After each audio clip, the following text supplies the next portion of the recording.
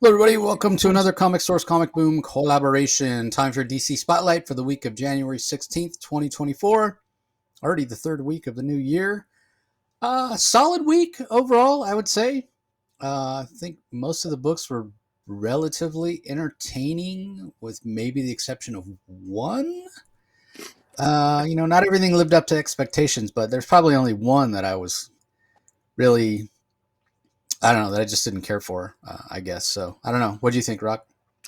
There's a number that were kind of meh, but for the most part, I actually thought this wasn't a bad week. It wasn't the best, but it wasn't bad. For the most part, I'm positive this week. I enjoyed most of them. I'll be ranting. I'll be ranting about a couple of them, but for the most part, you know, it's you know, it's all right. It's all right. We'll get into it. There's a couple comics I'm really curious to hear your thoughts on, and particularly the ending of Superman Lost, which is I was looking forward to, the Christopher Priest. So it'll be interesting to hear our respective comments on how Christopher Priest wrapped up that particular uh, Superman epic. Yeah, it's been a bit of a roller coaster ride. So, we'll definitely get to it. But we're going to kick it off with Batman Superman World's Finest number 23. It's written by Mark Waid, art by Dan Mora, Tamara Bonvillain on colors, Steve Wands on letters. I talked a little bit last time about, obviously this ties in with Kingdom Come and Magog and that sort of evergreen title that's always at the top of the bestseller list um, for DC books when it comes to kind of their long term collected editions that always sell. And for me, again, I mentioned it last time how I felt a little bit to some extent like the problem with this story is the same problem you have with a lot of different books or stories, and it doesn't necessarily have to be books, whether it be Star Wars over at Marvel when they took the license back over, and they're setting a comic between episode 4 and episode 5, or for us old school people, Star Wars and Empire Strikes Back. You're limited in what you can do, right? Because you can't do something that's totally out there with the characters because you know where they're going to end up. Or something like the Titanic, right? Like you go and see that movie, it's no spoiler to know that at the end the boat is going to sink. Like that's what happened. You can't, there's no way around it. So I sort of feel the same way about this story. And I mentioned it last time, and as it all played out, I did sort of that was sort of proved out. And what I mean by that is, for me, it just felt like this didn't end up in a situation where I thought it was interesting or really compelling. It all just was sort of by the numbers to some extent. And I think for me, it was more interesting in terms of the concept, the idea, than it was in execution. The artwork is fantastic. I certainly enjoyed seeing all these different versions of the superheroes fighting against Gog. But ultimately, it ended up feeling a little underwhelming, a little bit sort of paint by the numbers, if you know what I mean. Yeah, it was only okay. It was only okay for me. So I don't know. Maybe you enjoyed it more. What'd you think? Well, I think I enjoyed it a little bit more. I didn't. I don't think that Mark Waid took away anything from Kingdom Come. Like this, none of this taints the story. Like none of this I find inconsistent or tainting of the story of Kingdom Come at all. I just find that it's interesting to know that maybe this is the background. And I do find the background interesting about David being who ultimately becomes Magog, who plays a central role in Kingdom Come. The fact that this other godlike character Gog sort of saw him through his unique energies in the multiverse, and actually Gog has these grand, almost insane of desire to sacrifice and battle against Apocalypse and Darkseid, and to go to Valhalla, and he wanted to protect Earth 22 from the multiverse, and he's got a really insane sort of agenda here that is a little bit nuts. And Gog is able to manipulate, it's revealed in this issue, manipulate all the heroes of Earth 22 and prevent them from discovering all kinds of things, including the existence of the multiverse, until, of course, these latter issues. And he has all this power because Gog himself possesses a form of the anti-life that Darkseid is looking for. And in his movement to try to get all the heroes of Earth 22 to go into battle against the forces of Apocalypse, which, of course, the Superman and the Batman want to prevent, they ultimately end up failing, while they end up convincing David to come back to the side of good and go against Gog. The reality is that they're too late, and Darkseid shows up at the end, promising to be a pretty epic next issue. So I like this, and I actually am really curious because we know how this ends. We know ultimately this is ultimately going to lead into a Kingdom Come. I'm curious to see how the role that Darkseid's going to play in this, because to my knowledge, unless Mark Waid changes it, and maybe people disagree with me on this, or maybe I'm wrong, but I believe there's only one Darkseid in the multiverse.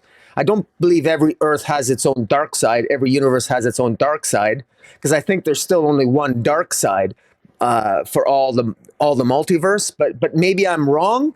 Maybe there's more Darkseids now, so maybe this Darkseid is just unique. But I think there's only one Apocalypse for all the multiverse. But I'm probably wrong on that. Maybe that was pre-death metal. But in any event, I'm curious to see what Mark Waid does with this. He's obviously the guru, even though Joshua Williamson is maybe the architect of the new DCU. I think it's really Mark Waid that is the heart and soul of it, and we'll have to wait and see. But I enjoyed this. I thought the art was excellent. I thought that the Superman's relationship with David, convincing him, Superman believes in him, and as Batman says, Superman never lies. He believes in you, David. He still thinks you're a hero at heart. So it was inspirational. It was action packed. It was nice to see all the heroes of Earth 22 come to the side of the Batman and Superman and their battle against Gog. And I enjoyed this. This is one of the more, but I will confess to you that it's sort of missing a wow factor, even though it's kind of cool. It's kind of missing that zing or that wow factor that I was hoping it would have. But maybe it'll happen next issue with the battle with Darkseid. We shall see. Yeah, I mean, that's kind of my point.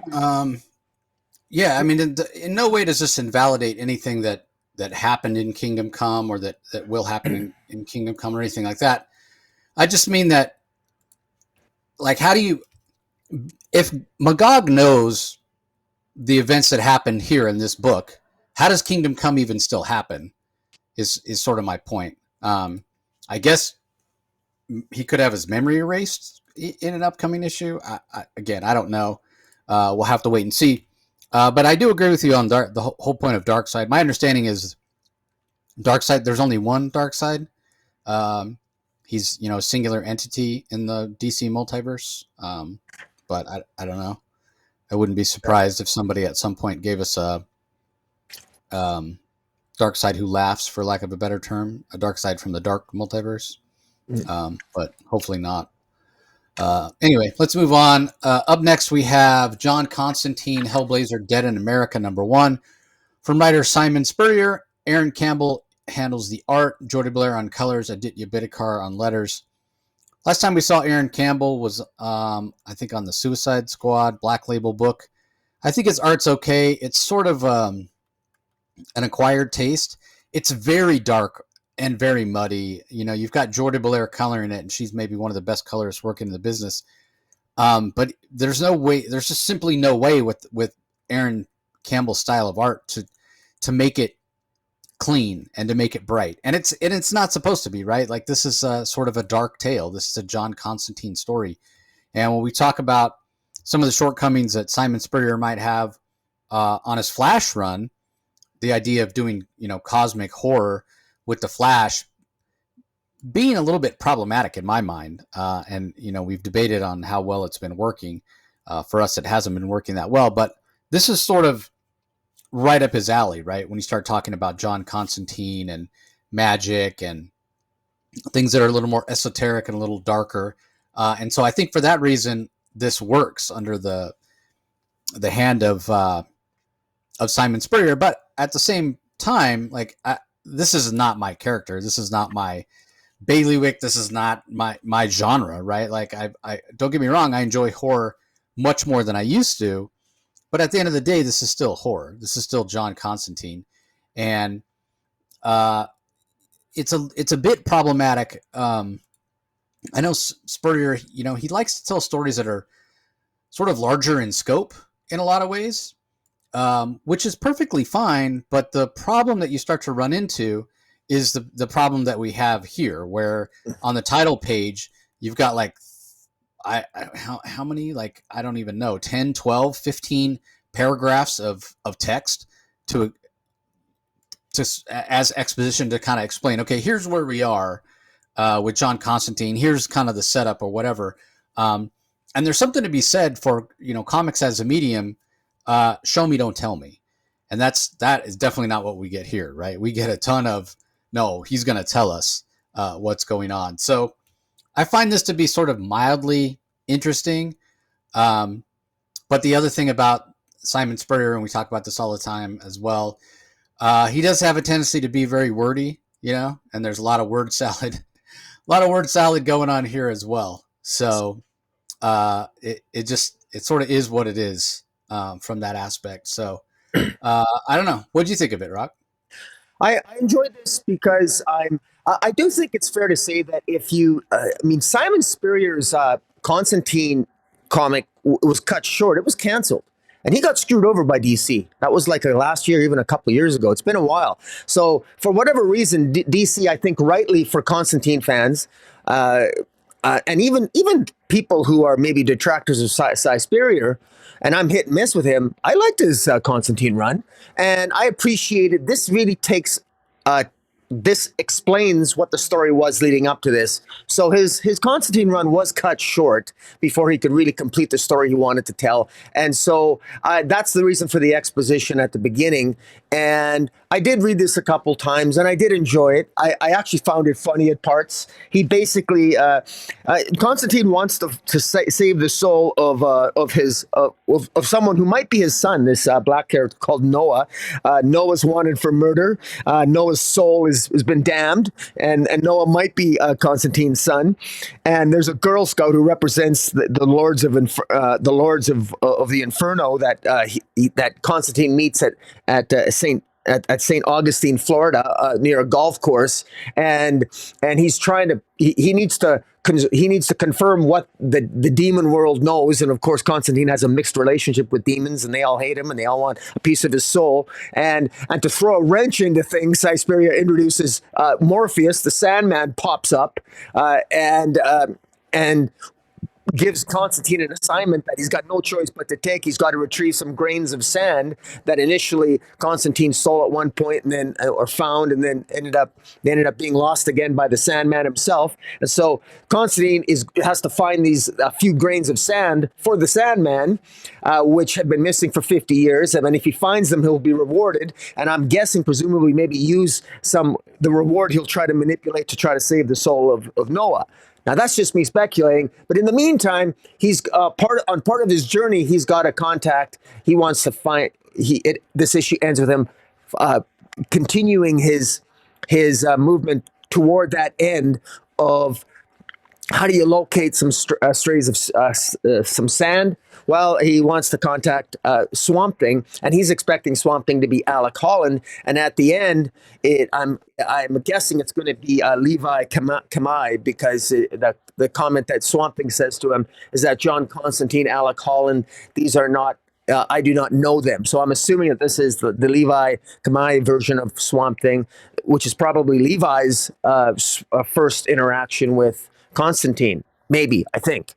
But in any event, I thought it worked well. And Cy Spurrier knows the voice of John Constantine. He knows it. He understands the humor.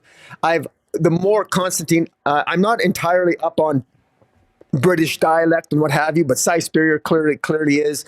Sometimes it throws me off a little bit, but a couple of reads I get it. It's not as difficult I find as reading the Milestone universe at times. So I don't mind being challenged. And overall, I thought it was good. And I do have to say I really loved cover A. I thought the cover A was just a beautiful cover. That's one thing about the Sandman universe. The Sandman presents all the covers, all the cover dress and the trade dress for anything that's published under that brand name of Sandman by DC. It just has gorgeous trade dresses, and this series is no exception. Yeah, you're right about that. That cover A is pretty outstanding.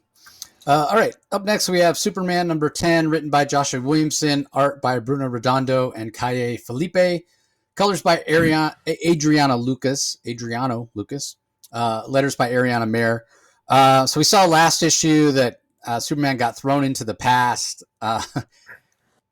We talked about this when we talked about the Nightwing series, right? Recently he was wearing pirate garb and whatever, and it just seemed like sort of a little bit of a flimsy excuse story-wise to have Dick Grayson in pirate garb.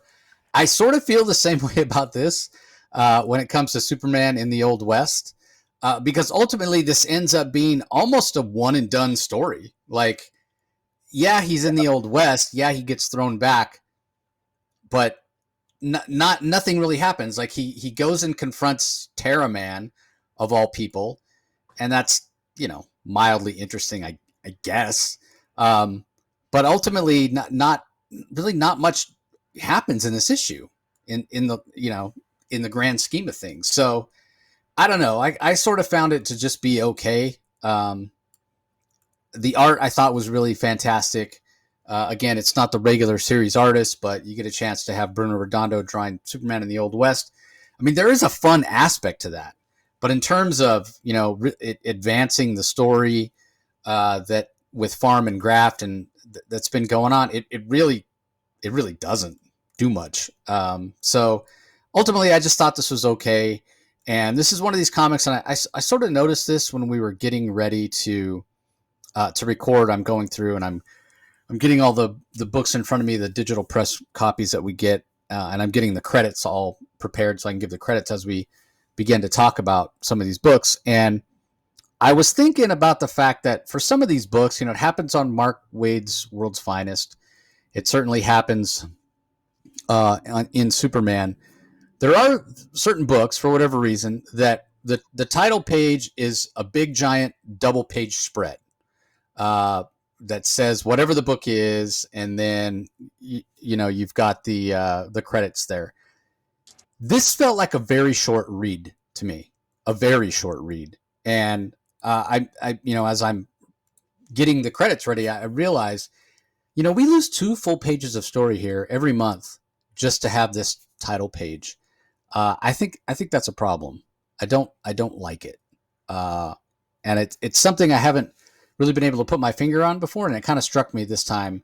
It doesn't bother me as much with Mark Waid on World's Finest. I think it works a little better there.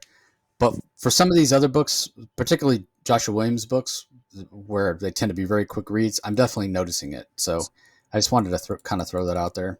Just a little nitpick, but certainly I think something worth discussing. Bad enough comic prices keep going up and they keep lowering the page count. Now you've got two of the pages that are it's not even like it's a splash page that doesn't advance the story. And then you get the credits and you get an awesome image. We're getting nothing. We're getting some text. I think it's a problem. But anyway, what do you think about the issue itself, Rocky?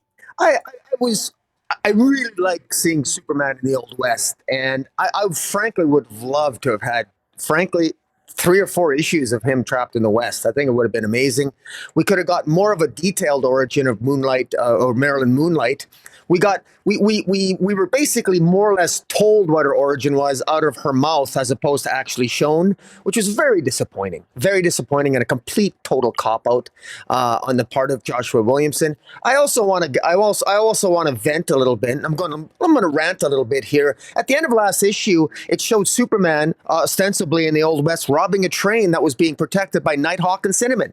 who were the part of who were actually Hawkman and Hawkgirl, one of the past lives of Hawkman and Hawkgirl. Oh, they didn't show up here. What happened to Nighthawk and Cinnamon? That's how the last issue ended. And all of a sudden, they're not even in this issue. This issue opens up with essentially Marilyn Moonlight and Western Superman showing up on what appears to be a massacre of a bunch of people killed by Terraman, who ultimately it ends in a gunfight later on in the issue. But again, in Superman ultimately confronting Terraman, I mean, nothing was at stake. It was very fast. He gained his superpowers back right away. Terraman shot at him with bullets, a gunfight, and surprise, surprise, Superman gained his powers back. He's bulletproof. He didn't have to do anything. All he had to do was stand there. I'll be blunt. I really love the visuals here. The visuals of Superman in the red, sort of like, not the cape, but his red Indian blanket draped over his shoulders with the cool looking cowboy hat with the saloon doors. It looks pretty cool. I like it. The visuals are really great. Good Western visuals with Superman being there with the red and the blue and the colors. And Marilyn Moonlight looks fantastic. And as Marilyn Moonlight leaves the town, she glances at what I assume and what Superman even assumed was her younger self, because her origin is such that she grows up and she has a great life and she becomes the spirit of Metropolis and dies peacefully surrounded by family and loved ones. But somebody brought her back. Brought her soul back, and she always appears after the moon appears in order to bring justice to those who need it or what have you. That's her generic origin, but it's not bad. But I'd like to see more of it. I would like to see a miniseries with Marilyn Moonlight, and we're probably going to get that. That's why maybe Joshua Williamson just sort of breezed over it. But so I liked it. I just wanted more of it. It ends with Superman coming back to our time and ultimately confronting Lena Luthor, who wants him to, fly away from, he goes to Supercorp only to realize that it's been taken over by the Lex Luthor Revenge Squad. So I am curious to see how that's going to go. The Lex Luthor Revenge Squad naturally wants to recruit Superman to the cause, because who should hate Lex Luthor more than Superman? Boy, do they misunderstand Superman. But in any event, so on the one hand, a lot happens in this issue, but it was kind of meh. But I really like the visuals. I really like Marilyn Moonlight, and it is a character that Joshua Williamson created. I just wish we'd have a little bit more with her, because I'm more interested in Marilyn Moonlight than I realized. And I didn't realize how much I missed Nighthawk and Cinnamon until they weren't in this issue. So, but again, not bad. I feel like I'm bitching about something that I enjoyed, because I did enjoy this issue. I'm nitpicking it, but I'm disappointed. I would like this to have been double the page length and just maybe had a little bit more visual, because I love the Western setting, and just a little bit more substance to the plotting. But other than that, okay. Yeah, I mean, I don't disagree with you. The problem is, the way that it was set up with how big of a deal it seemed like it was that Superman got, sent back in time. That, yeah, it felt like this was being set up for multiple issues. And then you're right. Like it feels like we're missing a part of the story here. Now, maybe it's going to be a flashback at some point. And we're going to get the story of what happened. What Farm and Graph, they have sort of mentioned or hinted at, Superman taking something. Their mother hints at it. What did Superman take from us or what have you? And yeah, we didn't get any of that. But I agree with you. I mean, at the end of the day, if it's fantastic visuals, there's no doubt about that. So I did very much enjoy the visuals, just like you did. So. Okay, up next we have Green Lantern War Journal number 5. We're up to, from writer Philip Kennedy Johnson. Art is by Montas, colors by Adriana Lucas and Christopher Sotomayor, with letters by Dave Sharp. What were your thoughts on this one? I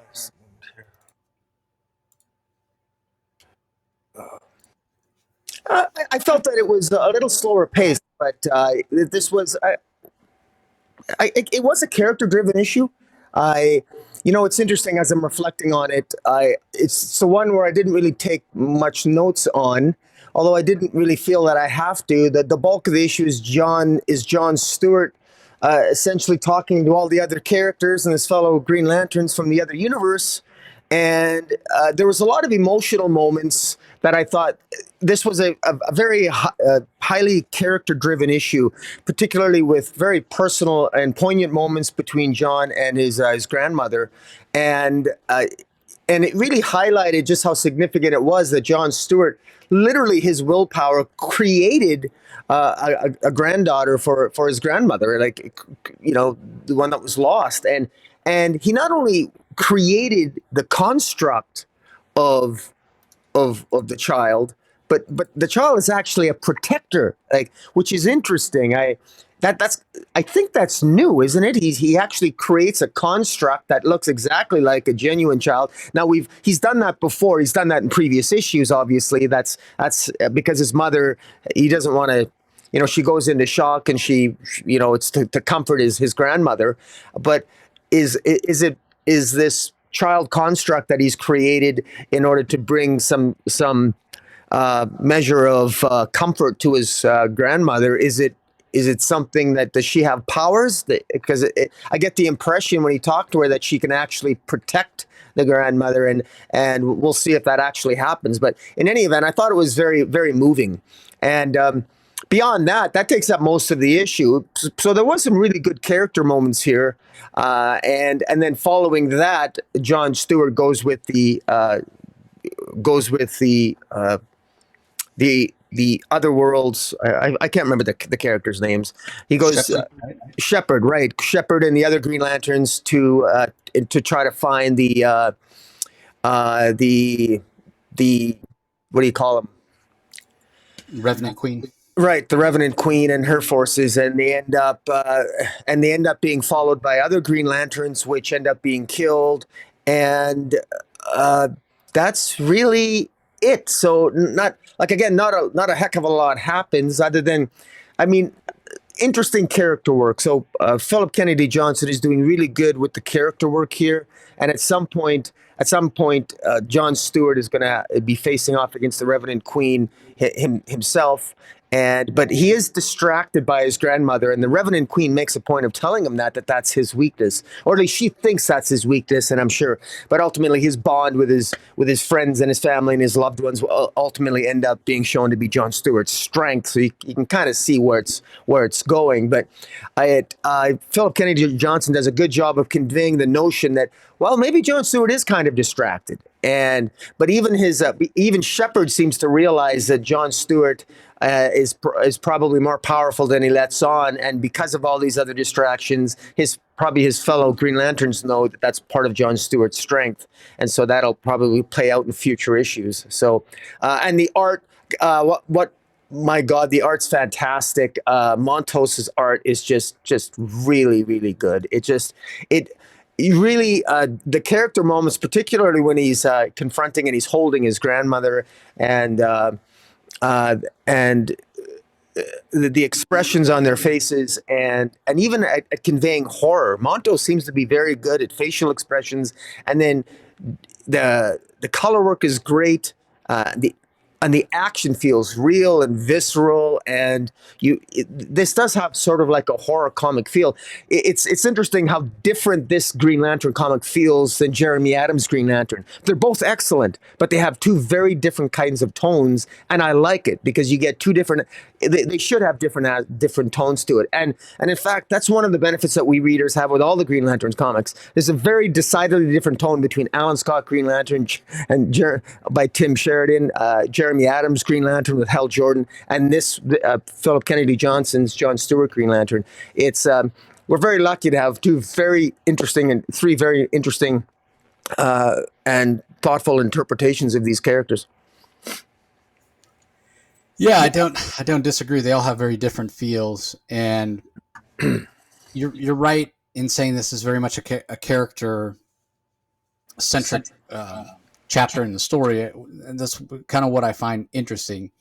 Yes, we move forward with Stewart hunting the Revenant Queen, teaming up with Lantern Shepherd, who's Lantern from another multiverse. But then, following on the footsteps of some of the things that we just recently learned in the Green Lantern series from Jeremy Adams, we've got these other lanterns showing up to confront John Stewart, not realizing that the ring that he's wearing, they know it comes from, this really arrogant lantern who probably didn't deserve to wear the ring. And that's the other part of this, right? With the United Planets running the Lantern Corps, and question on the worthiness. And it used to be those with the ability to overcome great fear became Green Lanterns, and they definitely were heroes. And now you've got people more along the lines of Sinestro, or people that are maybe just not cut out to be heroes, wearing the ring sometimes, maybe because it's a situation where there's nepotism involved, or something else is going on. But when these lanterns show up, and they're like, what? Varon is dead. You wear his ring and you're claiming he's killed by others. Like this is John Stewart, one of the greatest Green Lanterns of all time. And who are you to confront him? But, typically, okay, bring him back to the Guardians, and the Guardians of the universe are going to be the ones that make the final call on it. And that's not what happens. So it's definitely a different feel in terms of, what exactly is going on, with the Green Lantern Corps. So you have that aspect of it, along with, this Revenant Queen from another universe, and, the fact that's while they distracted John Stewart by infecting him, what the Revenant Queen's really done is, infected supposedly the Earth all the way down to its core, and now it's going to radiate out.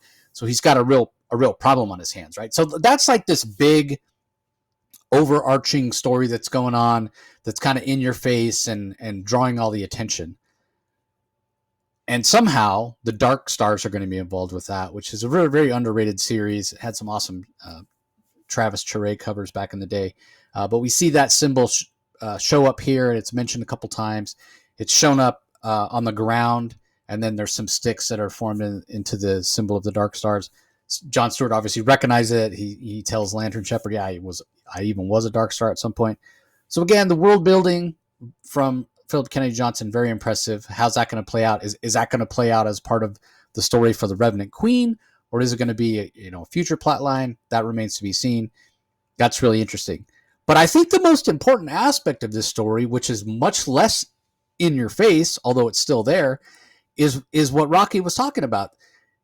We had the John Stewart series from Jeffrey Thorne, where I felt, I think Rocky felt like this as well, that Thorne was such a fanboy of John Stewart that he really went over the top and made this like all-powerful John Stewart who could do any, by the end of the series, he could do anything. He was like this godlike figure, and it's like, how do you challenge that? Like, how do you challenge him? How do you make that interesting? He becomes this sort of a character that in and of himself is ex deus machina, right? Like, can just solve any problem. What's interesting here, I got some shades of maybe the most famous Green Lantern story, where Hal Jordan goes and he tries to undo what Mongol did to Coast City, killing everybody. And he uses the power of the Green Lantern ring and his willpower, and he brings back to life all the people that died in Coast City, but he doesn't have enough power. So that's when he goes to Oa. He's going to absorb all the power from the central battery so he can truly bring everyone back to life. He's confronted by the other Green Lanterns. He kills a lot of them, including Kilowog. It's that famous cover. He's on the cover wearing everybody's rings. So he has enough power to go and resurrect Coast City, right? Very, very famous. So in this story, we have Stewart doing something that's not quite as hypocritical, but maybe close, right? We get some shades of Jeffrey Thorne as well, when Stewart's saying a Green Lantern can do anything, right? Like the idea of this ring, and his ring is different, right? We know his ring is different because of the what's it called, the Omega element or whatever that was in Superman comics recently. Again, another Philip Kennedy Johnson creation. Genesis. Yeah, Genesis. There you go. The Genesis material. So it's Varon's ring, which has been infected by the Revenant Queen, which then has this Genesis power supply, involved as well. And we have shades of what Jeffrey Thorne did in making Jon Stewart all powerful and what have you. And you mix all that together and you've got this really interesting situation where Jon Stewart, when confronted with his mother's dementia and his mother's trauma and his mother's panic and sense of loss that his little sister's not there anymore, and he doesn't want to have to tell her every time again, and have her suffer that loss again. That's why people that suffer from dementia, that's why it's so tragic, right? Like every day, if you have to tell them, yes, your husband's dead or your child's dead or whomever, right? And they suffer that loss anew every time. I mean, that is just, it's torturous. It's torturous. Does that mean it's okay for Jon Stewart to come as close as you can to playing God and recreate his sister? And what are the ramifications of that? Rocky mentioned it. Is she actually a protector? Can she wield, Green Lantern energy, willpower energy herself? Like we don't know the answers to those questions. And it's not that this is subtle from Philip Kennedy Johnson, but when you compare it to what comes later with the action and Revenant Queen showing up and her forces or whatever, it's easy to gloss over that part and think that's not going to be the long-term consequence. I think ultimately the most important part of this issue could be Stewart choosing to almost play God here and recreate his sister. It's the easy way out, right? And you can completely understand why he would do it. Instead of telling his mother, no, she's dead, knowing the next time he sees her, he's probably going to have to tell her again. In a way, he's, not just protecting her, he's protecting himself from the pain of having to do that. And again, it's out of love, but you just wonder, and I just wondered, like right away, I was like, is this the thing to be doing? When Hal did it, it was clear from an editorial standpoint, Hal Jordan was being painted as, hey, he's out of control, he's lost it, he's recreating life, that's not allowed, and certainly crossed the line when he went and killed other Lanterns to, gain their power rings to do it. So to me, that's what the most important aspect of this issue is. Now, whether or not that plays out, whether Philip actually makes that important, whether he comes back and Jon Stewart has to suffer consequences, remains to be seen. I could be completely wrong, and it could be really the Revenant Queen and her forces as the most important part of the story. But it just seems like the way that it played out to me that this is something that we need to pay attention to, and I find it to be super interesting. And again, Philip Kennedy Johnson showing what a great world builder he is, bringing in the Genesis energy, bringing in things that Jeffrey Thorne did, bringing in John Henry Irons and Natasha Irons and Lennon Lang from his Superman run. Just love the way he constantly builds on things he's done before.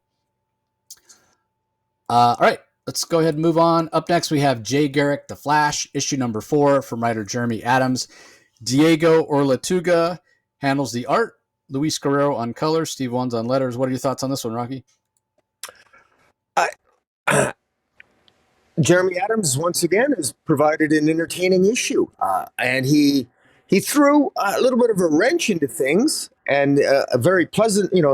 I was pleasantly surprised that he provided a sort of a revitalized origin for Jay Garrick. At least it is to me. I like the fact that he made this Professor Hughes, who was actually very active in the origins of Jay Garrick and also in the origins of Judy Garrick in gaining the Flash powers and being exposed to hard water fumes. And so this issue was extremely informative. It provided a great deal of information in terms of the background of Jay Garrick, his origins, how he was an athlete, and how this Professor Hughes was keeping an eye on him. And after the first superheroes, the Justice Society slowly began to appear, and sort of maybe inspired a little bit by Alan Scott, Professor Hughes wanted to try to create a scenario where ordinary humans could become superheroes or metahumans. And in doing so, he began making experiments.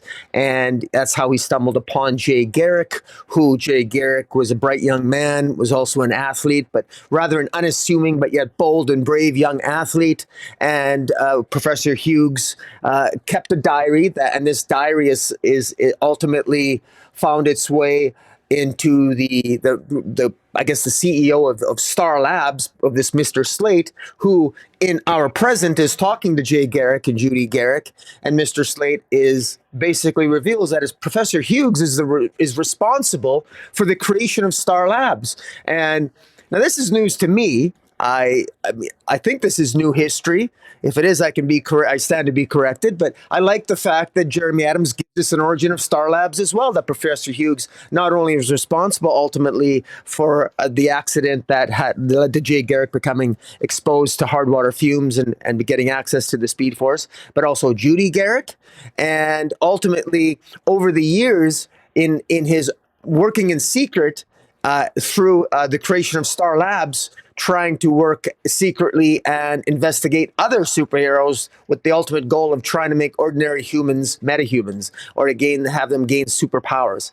I thought it was very cleverly done, and I also like the fact that this Professor Hughes doesn't exactly know. He was just as surprised as anyone that Judy Garrick was sort of taken from the timeline. He actually wasn't responsible for that. Of course, that was the childminder or what have you. So I thought everything worked particularly well here, and how Jeremy Adams sort of all the events that have happened since Stargirl, The Lost Children, and since issue 1 of Jay Garrick the Flash till now, all of the events, particularly events of issue 1, are all provided in a nice synopsis and timeline that makes sense for the reader. So if you've been along for the ride for these last 4 issues, and certainly if you've been even luckier and read Stargirl, The Lost Children, there's a lot of fun to be had here. It's easy to follow. It's easy to read. Its dialogue is great. The art is particularly good. Ortega's art is really good. Guerrero on the colors. I thought this worked really well. I'm actually excited. I like this sort of new twist on the origin for Jay Garrick the Flash. And I should maybe cover my ass here and say it's a new twist for me. I never knew that this. I believe it's new that this Professor Hughes was actually ultimately responsible for what happened to Jay Garrick and Judy. And he even at one time tried to investigate Joan Garrick, the wife. So I thought it was there's lots of little Easter eggs in here that are really good and very rewarding to the reader. So I thought it was really well done. What about yourself, Jason? Oh, you're on mute. Sorry about that. Yeah, I tend to agree. I mean, we never saw Professor Hughes. I mean, he makes his first appearance as Dr. Elemental in the first issue of the series. He's Right. never shown up previously. This is his first appearance. It's the first time we've ever seen him. I mean, I think we've sort of had a Star Labs origin before, but it wasn't tied to any one individual. It was just sort of like they just were. And so to tie Jay Garrick into the beginning, the earliest origins of Star Labs, to tie this Professor Hughes in, to retroactively go and insert this Dr. Elemental into the history of Jay Garrick as the Flash, and go so far as to say, yeah, he was kind of the Flash and Boom, Judy Garrick, their arch nemesis back in the day. And he's just been erased from the timeline, much like Judy Garrick was. That's fun. That's fun. I know maybe it sounds a little bit hypocritical. I say all the time, I hate it when they go and really retcon things that don't make sense. But it's a lot easier to do that when you retcon stuff that is back in the golden age when sort of nothing made sense. If you take my meaning, I mean, I'm thinking back to times, Yeah. and I think it was Julie Schwartz as an editor at DC. Maybe it was Mort Weisinger that basically told everybody that, hey, back in the day, figure you have brand new kids reading comics every 3 years, so you basically can repeat a story every 3 years because you've got brand new people reading it.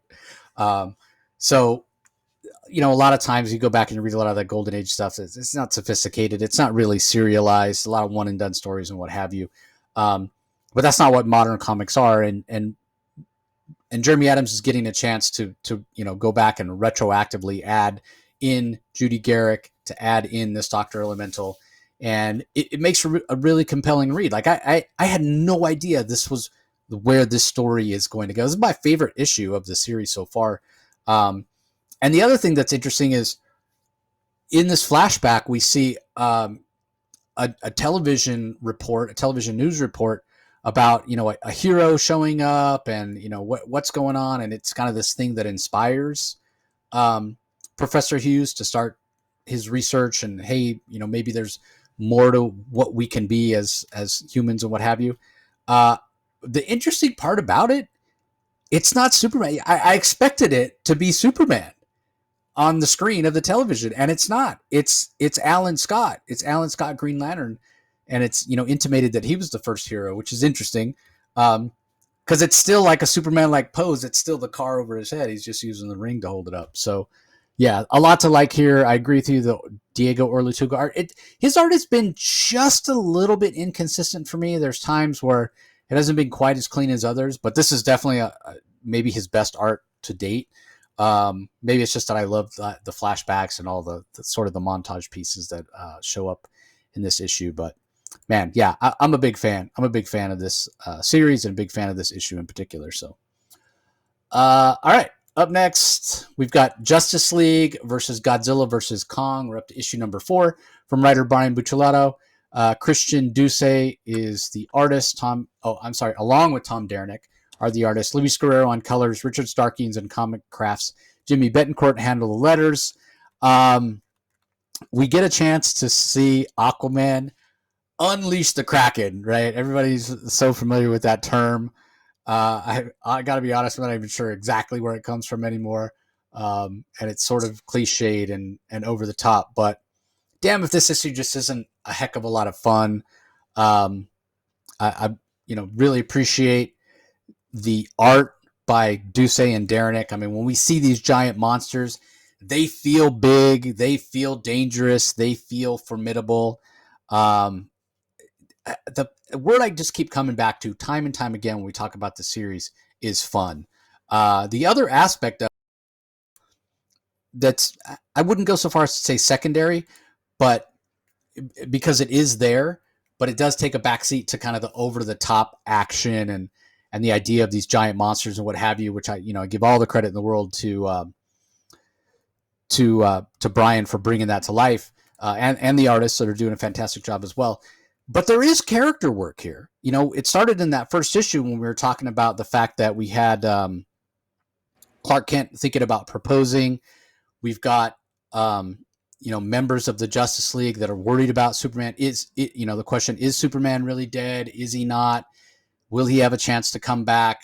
I mean, there's all these different aspects to the story that again, they take a little bit of a backseat to the action that we're seeing, but it's just so much fun that the subtle character work can be lost. And I want to point out that there is some subtle character work going on, and we should appreciate it as well because it's really fantastic. So, yeah, I mean, the art, the idea of Supergirl having a connection with Kong, the fact that Kong, it looks like, is being set up that maybe he's going to ally with the heroes. It might be that Godzilla himself is not really, the bad guy that maybe they think he is, despite the fact that he may have killed Superman. That's still kind of up in the air. There's a lot of moving parts here. It continues to be fun. And more than anything, it's got that, and I mentioned this before, it's got that challenge of the Super Friends, the Justice League, against the Legion of Doom from back in the early 80s cartoon. This is the closest thing I've ever had to that in a comic. I mean, I know we had the Super Friends comic back in the day, but it was a little more aimed at a younger audience. And this is just so much fun, and yeah, just page after page of fantastic art. Yeah, the whole creative team on this book just continues to get better and better with each issue. So, what do you think of it, Rocky? This feels like a sophisticated story, and I love that writer Buccellato he's taken it very, very seriously. This actually feels like a sophisticated plot. This is something where he probably had to draw a couple of Venn diagrams to get it straight, and I appreciate that because it's not just by the numbers. It's actually very well thought out. There's character connections here, and like you said, everything from Supergirl, the blonde, staring into the eyes of King Kong and possibly seeing Kal-El, and everything, and to the emotions of Batman, upset with Superman supposedly being dead, to the emotions of Lois, speaking into a supposedly dead Superman's ears, telling him to wake up, and that she basically accepts his marriage proposal. Those are the emotional moments that highlight more a continued evolution of the plot. Is Lex Luthor himself thinks that there's more to Godzilla than meets the eye, and that he thinks Godzilla, he doubts that Godzilla killed Superman himself, and of course even Batman does a little bit of deductive reasoning. He knows that Toyman was probably responsible, and that it had to do with that Dreamstone. And all of these things are believable moving parts. The Legion of Doom, they're coordinated. They're actually a coordinated, legitimate threat to the Justice League. They were from the very beginning issue. They are in this issue. It's just very well done. This transition from scene to scene is great. The dialogue is really good. Bruce Ladder knows these characters. Christian Duce's art, I think, is fantastic. You said it when the Kraken is in the ocean at the end on a double page spread with Godzilla and the Kraken right beside each other. I mean, this is right up there. I mean, this is awesome. I mean, normally, let's face it, Aquaman doesn't get he probably gets the least amount of love out of all the members of the Justice League. But in this particular issue, Aquaman is supported by the Kraken, and this makes for some pretty good visuals. And this is just continues to be a hell of a lot of fun. And kudos to Duce's art. And, I'm enjoying it. And again, definitely one of the just a very enjoyable, pleasant surprise, because I did not expect, I didn't expect this series to be as entertaining as it's become.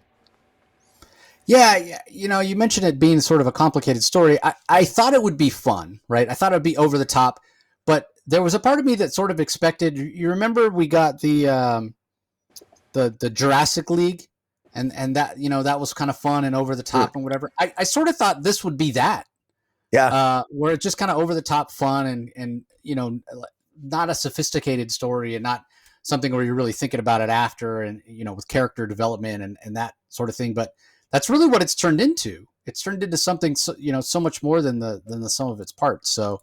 Yeah, everybody on the whole creative team is really firing on all cylinders. So, all right, up next we have Catwoman number 61, Catwoman 9 Lives Part 3, from writer Tini Howard. Stefano Raphael is the artist, Veronica Gandini on colors, Lucas Catoni on letters.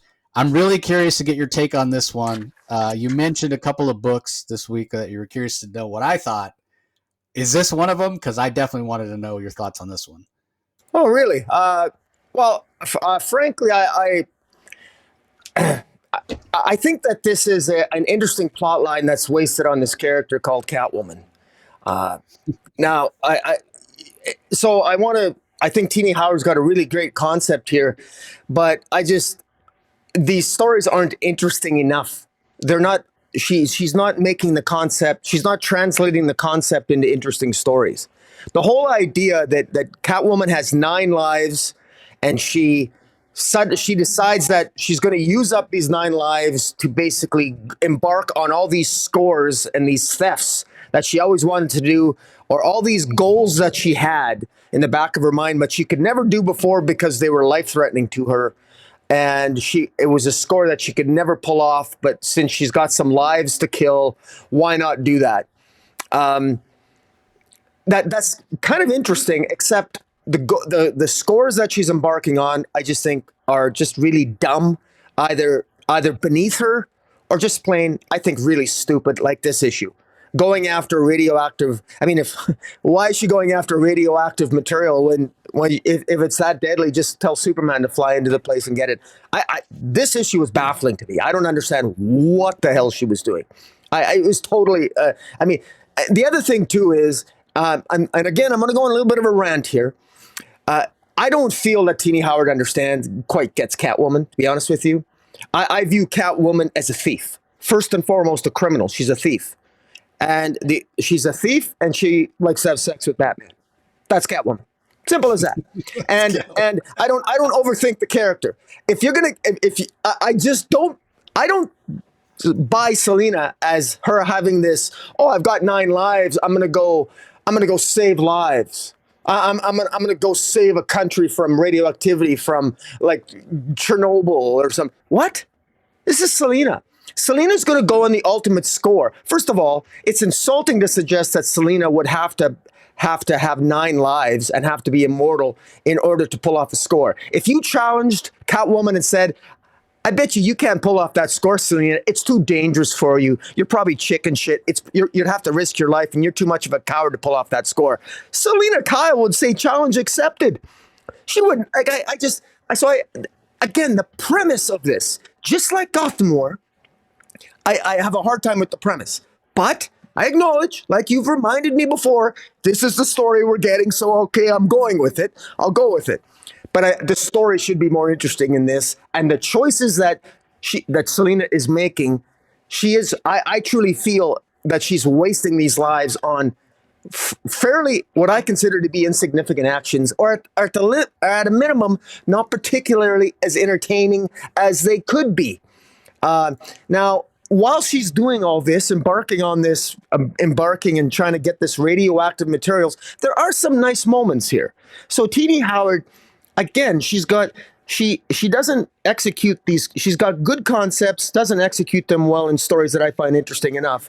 But they do result in some moments that I think are really that I think do have some are heartfelt. I thought it was really nice at the end where Catwoman is dying in her, whether it's her 8th or final life or 7th life, whatever number it might be, where Superman stays with her at the end. I thought that was really nice when Superman showed up. That was a surprise that Superman shows up at the end, and Superman stays with her and holds her. She wants to be held. She doesn't want to die alone, even though she's, I thought that was nice. That was touching.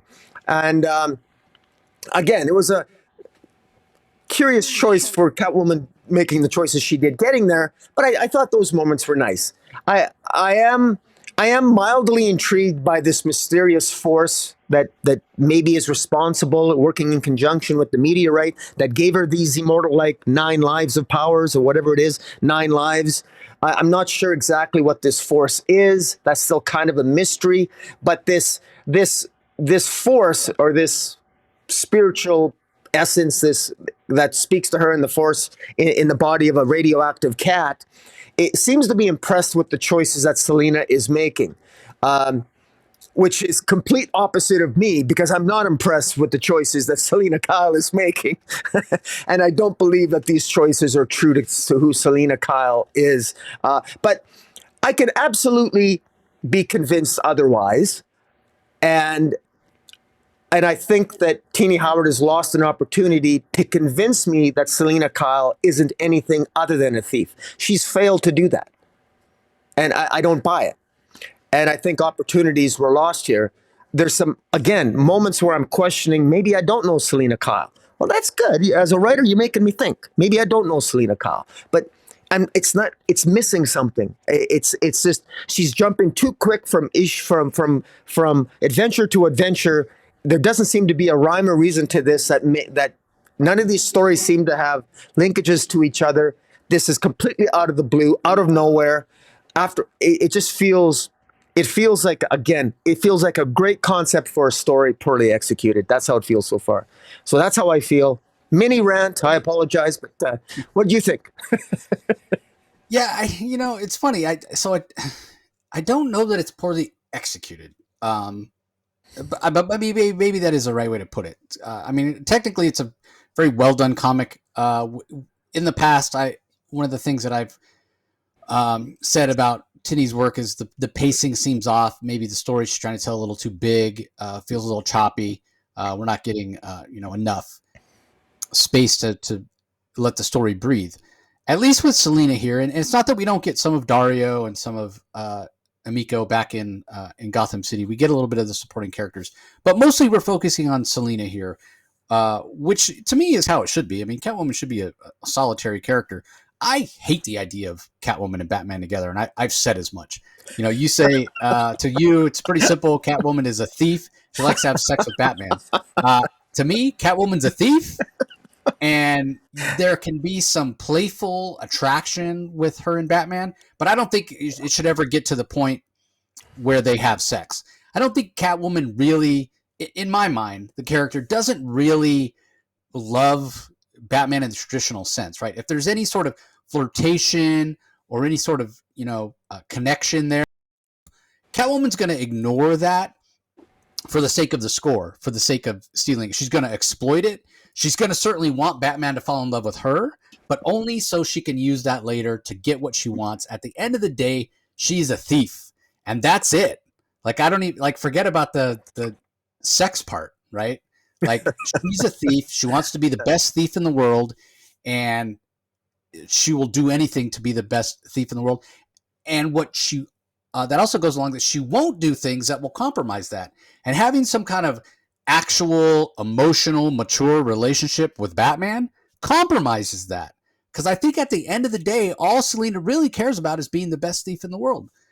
So, and I think there are aspects of the story where that works. Like when you think of her that way, it works, right? Like this idea of corium, right? Corium is such a rare substance, right? It only exists in 3 places on our entire planet. I mean, when you think of it like that, it's more rare than plutonium or titanium or diamonds or anything, right? And so while I agree with you in principle, Rocky, that why would she go and steal this thing that's going to kill her? The only way I can reconcile it in my mind is she wants to be known as the best thief ever. And she can now say, hey, I'm the only thief that was able to go into, in DC, it's Markovia. In our world, it would be Chernobyl, would be the place that she's describing. Because again, it only exists in 3 places. 3 Mile Island, Chernobyl, and the Japanese nuclear power plant. I can't remember what it's called. Fukushima, I think. Fukuhama, something like that. Those are the 3 places where nuclear power plants have had meltdowns in the United States and corium has been created. So again, super, super rare. So she can now say, I was the only one that was able to get in there. Many people have tried. Many people have died. I was the only one that was able to get in there and steal it, right? And she feels like those bragging rights are worth her life. I question that a little bit in terms of where Catwoman is now.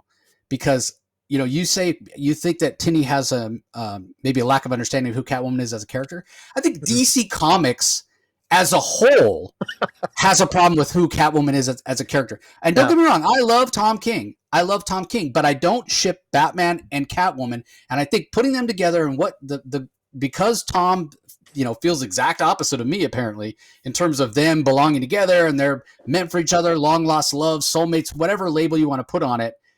His run was all about putting them together. And I think editorial bought into that to some extent.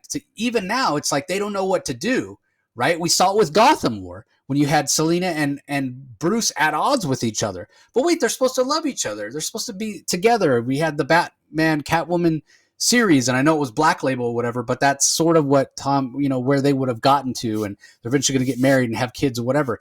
Like that's a problem. If Selina is who we think she is, a thief, we can argue back and forth whether she wants to have sex with Catwoman or not. But her main identity, her first identity, the thing that are gonna say first, first on the list of things you're gonna list, she's a thief. Yeah, she's a thief. That's not the case anymore. It's like there's this overriding thing with DC editorial going, yeah, but would she really do that? Because in the back, we always have to go, yeah, but what's going on with her and Bruce? What's going on with her and Bruce? Guess what? I don't fucking care. How about nothing's going on with her and Bruce? It shouldn't matter. You're lessening the character of Catwoman by making her dependent on whatever's going on with her and Batman. You've added this like 50-pound brick to her back that every time you go to tell a story, we got to check in with what's going on with her relationship with Batman. Well, how's Batman going to feel about this? Because you've made them so close, and even though they didn't get married, you've made them closer than ever. And I think that's a problem. And so I don't hold that against Tini. I hold that against DC as a whole. I think it's a problem. Now, I can reconcile the fact that she goes and steals this corium because it's a very rare substance. And that's how I make it make sense in my brain. But I do sort of agree with you. Why would she? Sure. Yeah, why would she do that? But the bigger problem I have with this, and especially because Superman shows up at the end, and it is a touchy moment. He does what you'd expect Superman to do, and he stays there with her. But this is the bigger problem I have with the story if you want me to actually buy into the fact that this actually took place. First of all, not only is corium the rarest substance on Earth, in our reality, and I imagine it's, pretty rare in DC reality too. That's why Catwoman tries to go and steal it. There's an argument to be made that corium, and the other substance you could possibly consider is VX gas. That would be the other one. It's between the two.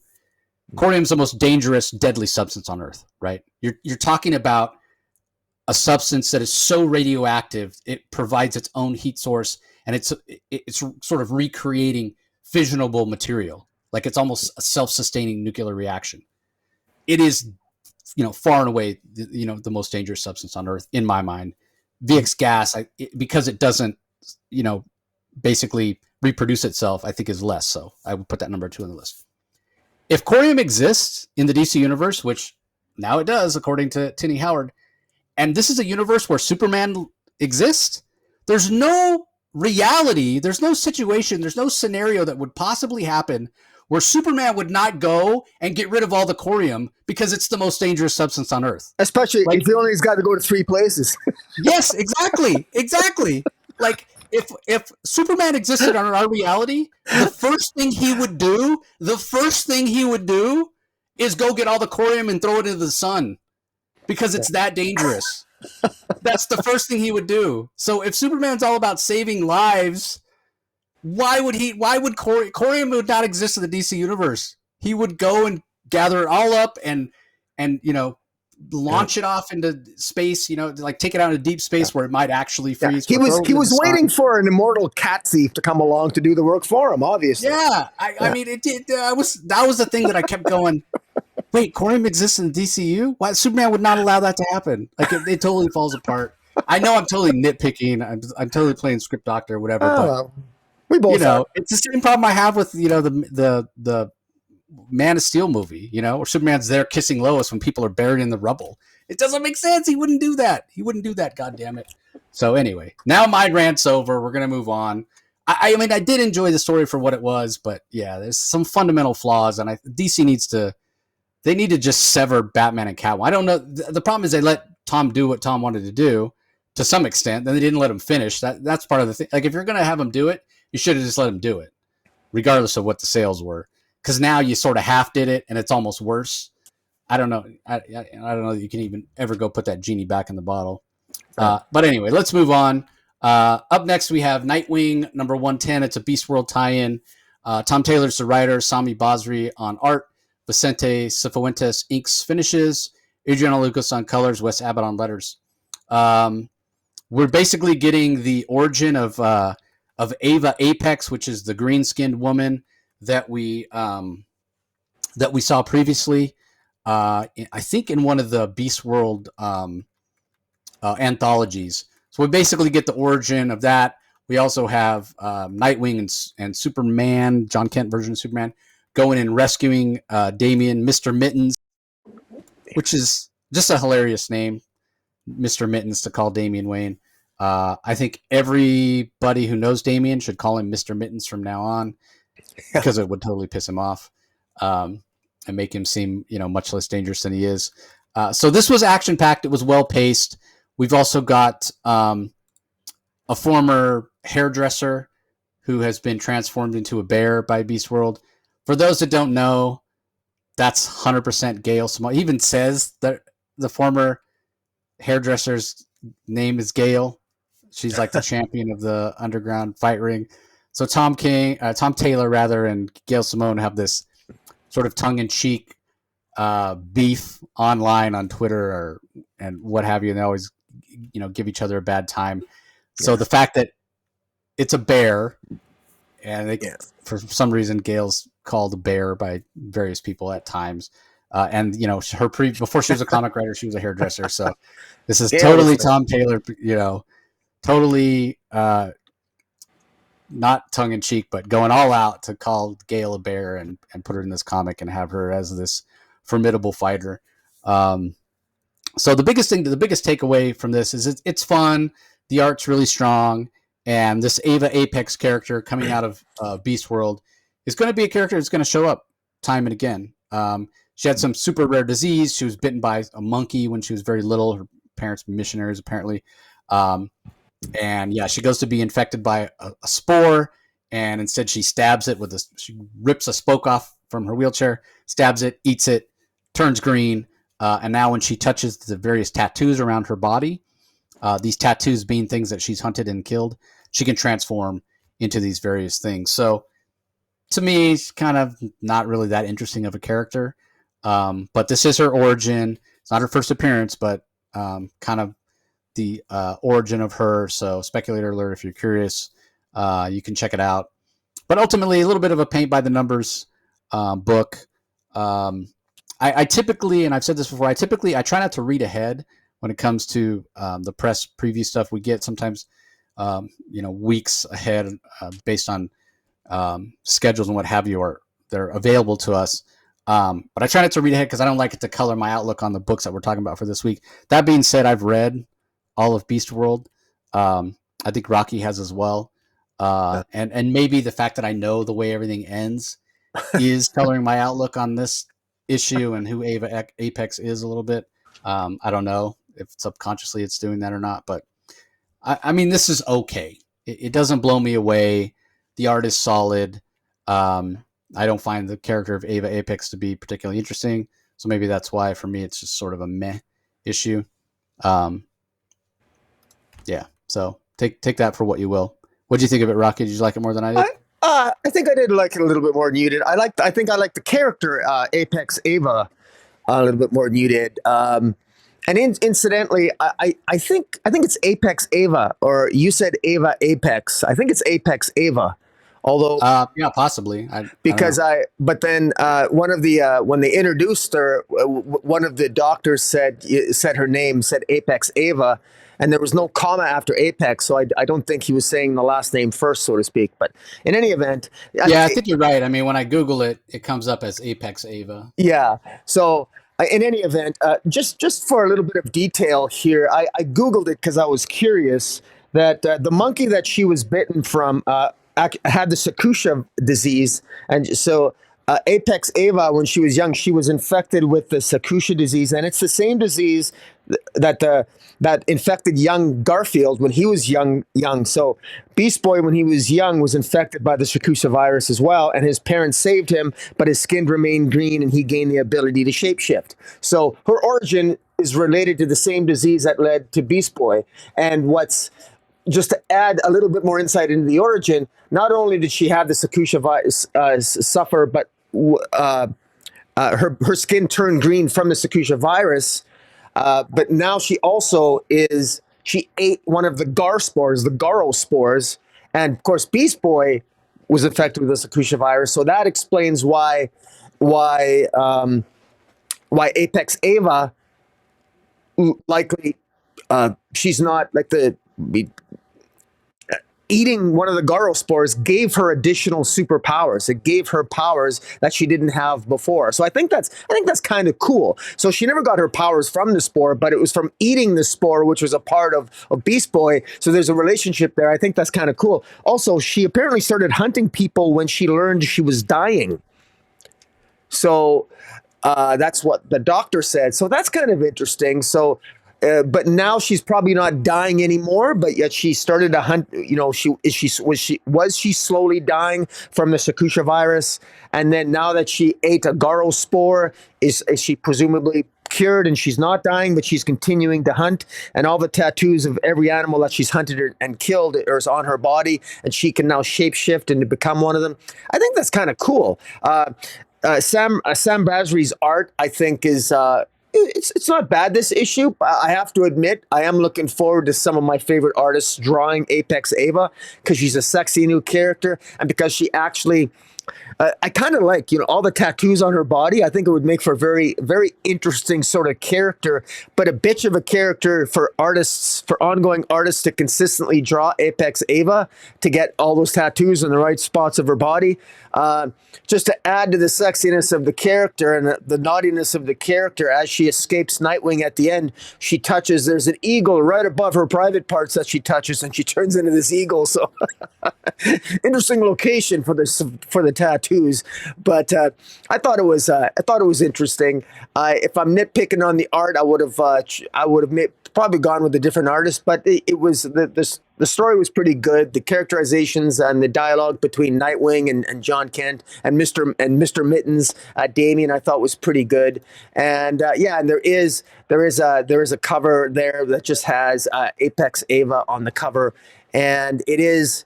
I don't know if this is her first appearance. This is her first full appearance, so speculator alert. So yeah, not a No, bad issue. it's not her first appearance. She definitely showed up in one of the anthology. You're Um, right. yeah. In So it might fact, not even be her first full appearance, then, is it? no, it's not that. No, it's just her origin. Yeah. So I'll look it up real fast. It looks like she. Well, no, she's not being listed as showing up.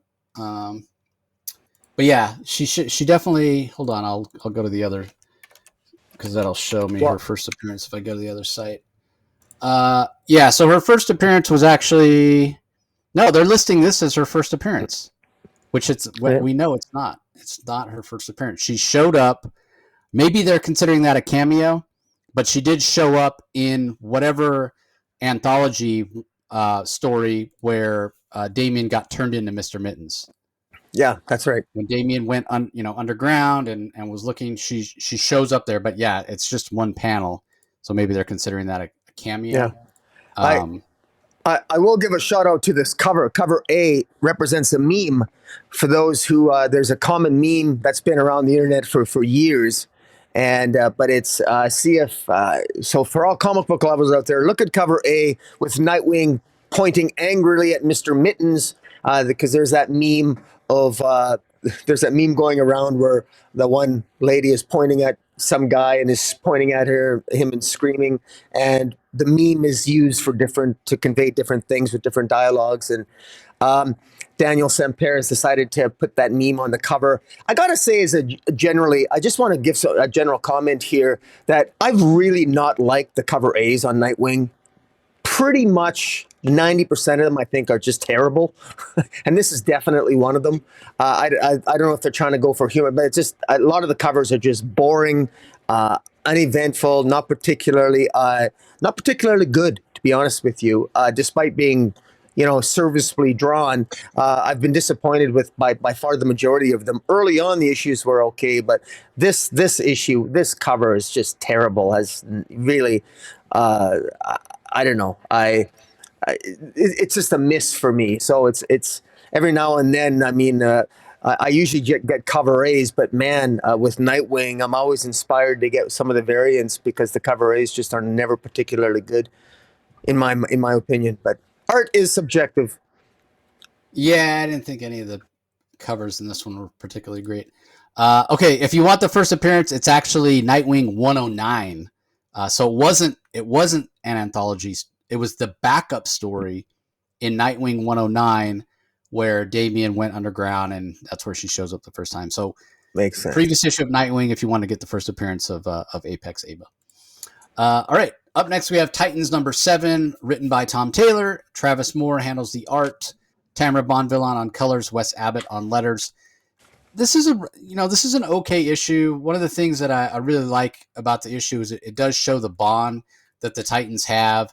If there's like one positive we can take from the Tom Taylor run, it is showing that the Titans are a family. He does a very good job of that. Again, clearly we got Beast World going on, so that's what this ties into. Xander, this supposed friend and loyal subject of the royal family of Tamarin, who betrayed the royal family and actually worships the Necrostar. We get a little bit more of his reasoning here and a little bit more of his plotting and planning is sort of explained before the Titans actually are able to take him out. They're able to transform Nightwing back from a fox to a normal person. They're also able to get Garth Tempest back to normal. So sort of just tying up all the loose ends, some of the loose ends, as it were, from Beast World. So it's a little bit paint by the numbers. It's a little meh. There's not anything over the top or what have you. but it is sort of setting the pieces in place to get to the end of Beast World. So overall, it's an okay issue. Um, Probably not my favorite issue of Titan so far, but really solid art from Travis Moore. And although it's maybe a little heavy handed from Tom Taylor, the familial aspect of the Titans and how much they care about each other as characters is really front and center in this issue more than anything else. So, what do you think, Rocky? I thought there was a pretty badass moment where the Garl spore comes out of Nightwing, who's been animalized, and Starfire says it's all right, and Starfire literally bites into the spore, and just she's really badass. And I thought it was a little bit I thought that was definitely over the top. Starfire is definitely badass doing that.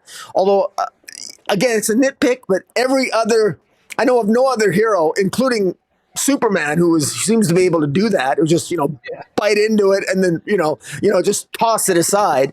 Cyborg is a little bit more convincing because he's pretty much mostly machine. So Cyborg basically regurgitates out the spore, and it has little effect on him, much to the chagrin of Starfire's whatever the Tamaranian.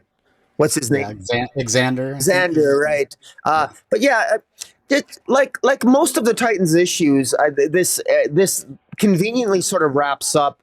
It doesn't feel like any of the Titans were really challenged here. It was fairly easy for them to defeat all the Garl spores, to round them all up, to defeat the Tamaranian villain, and who is so memorable, I continue to block out his name in my mind. Starfire, Raven. It continues to build up. Raven is a character that will play more of a prominent role in the resolution of Beast World. You just a hint at the ending, which to the surprise of no one. But the more exciting aspects of this Titans storyline really are playing out in the pages of Beast World. This one just sort of wraps up, like you said, the loose ends. It's not bad. It's beautifully drawn. By Travis Moore. So the art's fantastic. I really like the art. He's got a style of art that I quite like. I consider it's the kind of house style that I like. But again, it's just I don't know. I mean, I guess it all wraps up. So I don't know what I got nothing to complain about. It just wraps up. It's just kind of convenient. I don't know. It's sort of missing. It's missing something, and I'm having a hard time figuring out what it is. But it's not memorable. I can tell you that it's just not particularly memorable, and it's just not memorable. But I'm still waiting for Titans to have their moment, and although I do think Titans are having kind of some of their what I would consider Justice League moments in Titans in the wrap up, but we'll have to discuss that when it wraps up next week, or whatever it is. 2 weeks, yeah. 2 weeks, yeah. But in any event, I didn't mind. There was a couple of alternate covers I didn't mind. Pretty cool looking ones with Beast Boy and one with Garth. But beyond that, it's like meh. Kind of a meh, convenient issue. If you're with Titans so far, you'll want to pick up this issue. It's sort of, like you said, it ties up some loose ends prior to the resolution of Beast World. Yeah, I agree, 100%. All right, up next we have Wonder Woman issue number 5, Outlaw Part 5, from writer Tom King, Daniel Sampere on art, Tomeo Mori on colors, Clayton Cowell on letters. Oh man. What are your thoughts on this issue? Are you expecting a rant? I'm not sure what to expect, honestly, because feels to me like one of those issues that people are either going to love or they're going to hate. There's going to be nobody in the middle that's been like, that was an average issue. Well, I'll just this issue was unbelievably, totally pointless. I mean, it's a beautifully drawn issue. Daniel Sampere, man, you have an amazing artist, and it's basically a recruitment issue. It's the Sovereign putting together all the bad guys, putting together, Giganta and Circe and Dr. Psycho and Grail and Angleman. Meanwhile, Wonder Woman, once again, and this isn't just something that, you know, I can't blame Tom King. I can't just blame Tom King for this. Almost, if I would have a I could take quite some time listing all the writers who continuously insult the intelligence of Wonder Woman and write her like a moron, but Tom King writes Wonder Woman like an utter moron in this issue. For some reason, Wonder Woman, an Amazon who's skilled in the art of war, who should know that this is not a war against her, it's a war against Themyscira, against all Amazons. Wonder Woman wrongly, demonstrably wrongly categorizes this war against herself. She stupidly thinks that she embarks on some sort of, Tom King fabricates a contest culture or tradition that Wonder Woman doesn't want to be interfered with. She wants to go to war with the Sovereign all by herself, and she doesn't want to be interfered with, so she doesn't want the two Wonder Girls or Donna Troy to help her. Absolutely retarded, totally stupid, unbelievably ridiculous. It just makes no sense, and then the absurdity of it. She has an arm wrestle with Sandy's with Cassie, and then a bow and arrow thing with Yara, and Yara as if any of them can hold a candle to Wonder Woman. Maybe Donna Troy, but the arrogance and the narcissism of Yara Flor. I'll give Tom King credit. He nails Yara Flor's character. Yara Flor is just as unlikable as the last time I saw her on the written page. So he nailed Yara Flor. Yara Flor is pretty much, I think she's become that, almost like I grew to love hating Damian Wayne at one point of Damian's comic book history, at one point in his comic book career. Yara Flor is a character that I don't like the character anymore. I just find her to be unlikable, but that's part of her charm now, so I just sort of accept that. Deeply unlikable in this issue. That's not Tom King's fault. He nailed it. He nailed her. But, you know, Wonder Girl, Cassie, you know, arm wrestling, a video game between Donna Troy and Wonder Woman with, I don't like the voice. I really don't like the language and the voice that Tom King gives Wonder Woman. I'm not a fan of it. I thought it would grow on me. It hasn't really. It's become more aggravating. And Wonder Woman just feels like someone who hasn't really been able to fit anybody. She's got, again, I sound like a broken record whenever I talk about Wonder Woman, but I keep going back to, she's supposed to have wisdom. And what these are the tribes, they just united. All three tribes of the Amazons united. It's not Wonder Woman's call. She does not have the authority to overrule Queen Nubia. Queen Nubia is the one that decides what the Amazons will do. And Wonder Woman's taken it upon herself that this is all going to be about her. She's going to take on the most powerful military on the planet that is arguably close to declaring war on Themyscira. She's going to do it herself. Look, Wonder Woman, you battled 100 men and 5 tanks in one issue. Whoop-de-doo. Good job, but that ain't Superman level stuff. And this involves diplomacy. This involves Amazons. This involves 3 tribes. And you're selfishly going to, out of some ridiculous sense of misplaced sense of honor, try to alienate your allies. Now, thankfully, at the end, the 2 Wonder Girls and Donna Troy say, "Screw you, Wonder Woman. We're going to help you whether you like it or not." Which they bloody well should. So that's good. In that way, they're all in character. So that's good. Tom King nailed it at the end. But getting there, he insulted, I felt there was an insult to Wonder Woman's intelligence. And frankly, all of them. I mean, they wouldn't even have embarked on such a ridiculous contest. And Yara Flor is basically, Wonder Woman injures Yara Flor, shoots an arrow into her. Oh, and he never hit any vital organs, but still, stupid. You're in the middle of a war with the Sovereign, and you don't even know who the Sovereign has on his side, and you're embarking on these petty little games, these little mind games, and your stupid little petty traditions when you got a world at stake, and this is embarrassing. You know, I mean, it's a sidestep from the story that doesn't move the story forward. At least the Sovereign. The Sovereign. This is interesting. I want to know what the Sovereign did. How did the Sovereign get Grail on his side? How did he get? What did he say to Circe to get Circe on his side? Angleman. He hints that Angleman is more powerful, is the most powerful out of all of them. Angleman has the power to match Wonder Woman blow by blow. How? What is it about Angleman? What twist on Angleman does Tom King have? I think that's pretty cool. I like that Tom King scripted that Dr. Psycho. They didn't have to do anything to get Dr. Psycho on their side because Dr. Psycho is a misogynist, so he'd do anything. He hates Wonder Woman. So I like that. So the Sovereign recruiting all these villains on Wonder Woman, I can get that. That's easy to believe, but I just felt that I felt this was a wasted issue, and I feel compelled to play script doctor again because I would have rather have been surprised by these villains just appearing, and have this issue be all of a sudden Grail appears. Then next issue, all of a sudden Circe is there with Angleman behind her, or like why? This sort of build up to this crescendo, which seems to be the pacing that Tom King is doing.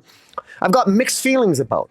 This feels like an opportunity. This feels like a superfluous issue to me, but I suspect that for brand new Wonder Woman readers who aren't familiar with Wonder Woman's Rogues Gallery, and here's where I'm going to shut myself down and give a counterpoint to my own criticism. I think for people that aren't really familiar with Wonder Woman, I think they might like this because they're being spoon-fed. Really spoon-fed who Wonder Woman's villains are, and I can only hope that they give Wonder Woman another chance, and because I promise you, if she's written better in future issues, Wonder Woman is not this stupid. And she's got allies on her side. I think Tom King is elevating Yara Flor and is elevating the two Wonder Girls to importance that I think they're outside their pay grade. Because I don't think any one of them, I don't think the two Wonder Girls can hold a candle to at least 2/3 of the villains here. So they'll get their asses handed to them. But Donna Troy and Wonder Woman, I would have liked to have seen Artemis part of this group. I would like to have seen more Amazons part of this group per se. But other than that little rant, that mini rant, I am curious to see where this is going. But I feel that we've been snail pacing this. This is snail pace. It's sort of ground to a halt here. And I'm probably being overly harsh on this, but I'm more curious as to know what the motivations of these villains are, and how did the Sovereign? We know the Sovereign's very powerful, and even is working with Amanda Waller. But how the hell do you get Grail, who's the ultimate, who's into misandry? I mean, when they show Grail here, she's literally sitting on naked men. She's surrounded by naked men. I mean, Grail doesn't take kindly to the Sovereign. That's why the Sovereign bowed to her and everything else. So I think Tom King did a decent enough job introducing us to these villains per se. I just wish he wouldn't have played his hand so soon. I would have liked to have been pleasantly surprised as the narrative moved forward, as opposed to just we're being spoon-fed, and this is proceeding at a snail pace. We're being spoon-fed, and Tom King is taking, last issue we got the cancer kid because we needed to see how compassionate Wonder Woman was, and those were good character moments, but again, just a little bit outpaced for what the topic of this central plot is. And so, I don't know. I'll have to see how this progresses, but I have a feeling that I'm going to be very up and down with my comments on this series as it proceeds. So I got mixed feelings about this. What about you? So I knew you weren't going to like it, but you're disliking it for reasons other than what I thought. Yeah. Right. Even you went so far as it's a pointless issue. And Wonder Woman's so stupid. So I thought you were going to say that it's a pointless issue because she defeats, these other three she purposely goes out of her way to say, this is why I never had a sidekick. So they're not really sidekicks, but whatever, junior Wonder Women or whatever you want to call them, her proteges, let's call them. She defeats all of them, makes them promise not to help her, and then they show up at her apartment anyway. They're going to help her. So is she dumb for thinking that they weren't, they don't care, about this, oath or whatever. At the end of the day, they know she needs help and they're going to help her. And so that's why it was pointless because, they set all this up and then they're going to show up to help her anyway. So, what was the point of it? But that's not real. That's not really what's going on here in terms of, of why you didn't like it. You're talking about, well, it's not her call to make. It's Themyscira, whatever. I'll just, to play devil's advocate here, she is trying to stop the war that America has declared on her. She on knows. Themyscira, not Wonder Woman. On Themyscira. No. I disagree. We saw that she They're is excluding Amazons. She's the one Amazon who said, "I'm not going to leave America. I'm going to stay here. I'm going to fight." We had that issue where it was a big scene on the battlefield, and she defeated the army, whatever. And for some reason, Sarge Steel was surprised by that. And now that it's been a situation where they're saying, okay, we've got to find a way to defeat Wonder Woman and what have you. And to me, what she's saying is, yes, I know there's still somebody behind the scenes that's pulling the strings. I don't know who that is. But in terms of a war, I'm going to be beset on all sides by the forces of America. And that's where she wants her proteges to stand down. She doesn't want any of them to get hurt. She doesn't want them painted in, a bad light or what have you. As far as like the bigger picture of who's behind it and whatever, I think she's still trying to figure that out. So I didn't take this as her saying, you got to agree not to help me with my war with the Sovereign, because she doesn't even know that at this point that the Sovereign exists. So I took this as her getting her proteges to agree that, okay, if America sends other forces at me, they've got this AXE organization, they've got the this Bureau of Sovereignty organization. If America itself comes after me, or America's allies come after me, you won't help me. You won't put yourself in harm's way. That's what I took this as. And if there's any sort of, stupidity on her part, again, I go back to, why did you think that they weren't going to help you? Of course they're going to help you, regardless of whatever promise you extract from them. That's kind of how I took it. And in terms of it being a pointless issue, well, you go through all the situations of having her sit there and prove that she's better at bows and arrows. She's better at arm wrestling. She's even better at video games than her proteges, only to have them go, well, it doesn't matter. We're going to show up at your apartment and help you anyway. So yeah. I could see why somebody would say, well, that was kind of pointless. I could be wrong and you could be right. And maybe she's we can both be right. I understand your interpretation. Well, Wonder Woman's become the center point, but the reality is that the U.S. has banished all Amazons from their soil, and so if Wonder Woman, I will admit that if Wonder Woman is the one that is still in American soil, Wonder Woman wants to attract them to her, but it's not a war against Wonder Woman is just symbolic. Wonder Woman wants to, I think, probably draw. Well, they have said, Sarge Steel has said, because everybody else is gone. Wonder Woman's the one that says I won't leave. And again, a part of it is because she's the most visible Amazon. So at the end of the day, if you ask Sarge Steel in this story, who are you at war with? He's not gonna say the Amazons. He's gonna say Wonder Woman. Wonder Woman is the one who's not complying. Wonder Woman is the one for whatever reason. So I don't think that we could both be right. Like, it's gonna be, is Wonder Woman referring to this war, this silent war that she doesn't really know who her foe is at this point? Because that could be valid. Well, she knows it's Sovereign. She knows that there's somebody named the Sovereign. She just doesn't know who it is. She hasn't found the Sovereign yet. She knows. She asked Steve Trevor, "Have you ever heard of the Sovereign?" The part where she learned that there's somebody called the Sovereign. Yeah, she did. She knows there's somebody pulling the strings. Yeah, but I don't know that she knows it's this guy called the Sovereign. Yeah, no, she found that out from Sarge Steel in issue 1, and in issue 2, she specifically asked Steve Trevor when they're walking in front of the Capitol. She asks him, "Have you heard of anyone called the Sovereign?" Okay. So, but she doesn't know. She doesn't know who the Sovereign is, and she doesn't know the Sovereign's history. She will come to know that, so she knows something's up, which underscores another point. While we're dealing with this, and whether it's a war, Wonder Woman, or Amazon, it doesn't really matter. The fact is that we're 4 issues into this, and Wonder Woman still doesn't know, and we're still just getting the pieces on the board. It just feels like it's kind of like snail pacing. I have zero problem with being 4 issues in. I mean, I'm enjoying this, and the last thing I want is for it to end quickly and be like, wow, that was one of the best Wonder Woman stories I've ever read, Yeah, but now it's over it already. doesn't have to end quickly. I'm just saying that so far there actually isn't a hell of a lot of substance to it yet. Considering all the players that I don't know. I just feel it could have a little bit more. Little bit more gravitas to me, and it still just feels This off. is issue 5, so 4 or 5 issues. Five, fair enough.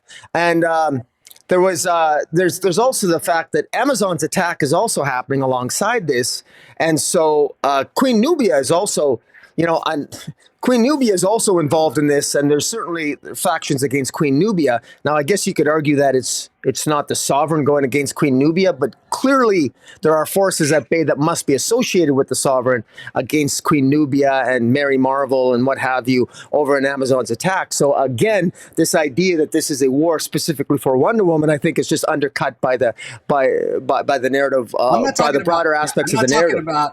I'm not talking about the Sovereign. So I think we're talking about two different things. That's the problem. You're thinking about the Sovereign's campaign. I'm not talking about the Sovereign's campaign. To me, the Sovereign's campaign in this story, the only aspect of this particular issue where we get the Sovereign's campaign is the Sovereign recruiting people. All the Wonder Woman stuff in this issue for me is Wonder Woman and her war, I'm going to call it a war, with Sarge Steel. That's what the Wonder Woman aspect of this is. Because again, in my mind, she does not have enough information about the Sovereign's campaign, what his plan is, how long he's been. She knows nothing about that. That has yet to be discovered. So being the warrior that she is, plan of action, whatever, she's going to fight the enemy that she can see, right? And right now, the enemy that she can see, the enemy that she has knowledge of, that's 100% Sarge Steel. Now, again, I could be completely wrong, and she could be planning. No, you're definitely wrong on that. I told you. She knows the Sovereign exists. But she knows there's a guy called the Sovereign. But who are she you knows, looking for? He told her. But it doesn't matter, Rocky. She doesn't know anything. Okay, I know a bad guy's called the Sovereign is the one behind it. Okay, so what can I do about that? Well, absolutely nothing, because I don't know where he is. I don't know what his powers are. I don't know what he has planned. I don't know how long he's been around. I don't know who's working for him. I don't know what influence is at. She knows nothing other than she has a name. So how can she be planning a war against this guy when she knows nothing about him?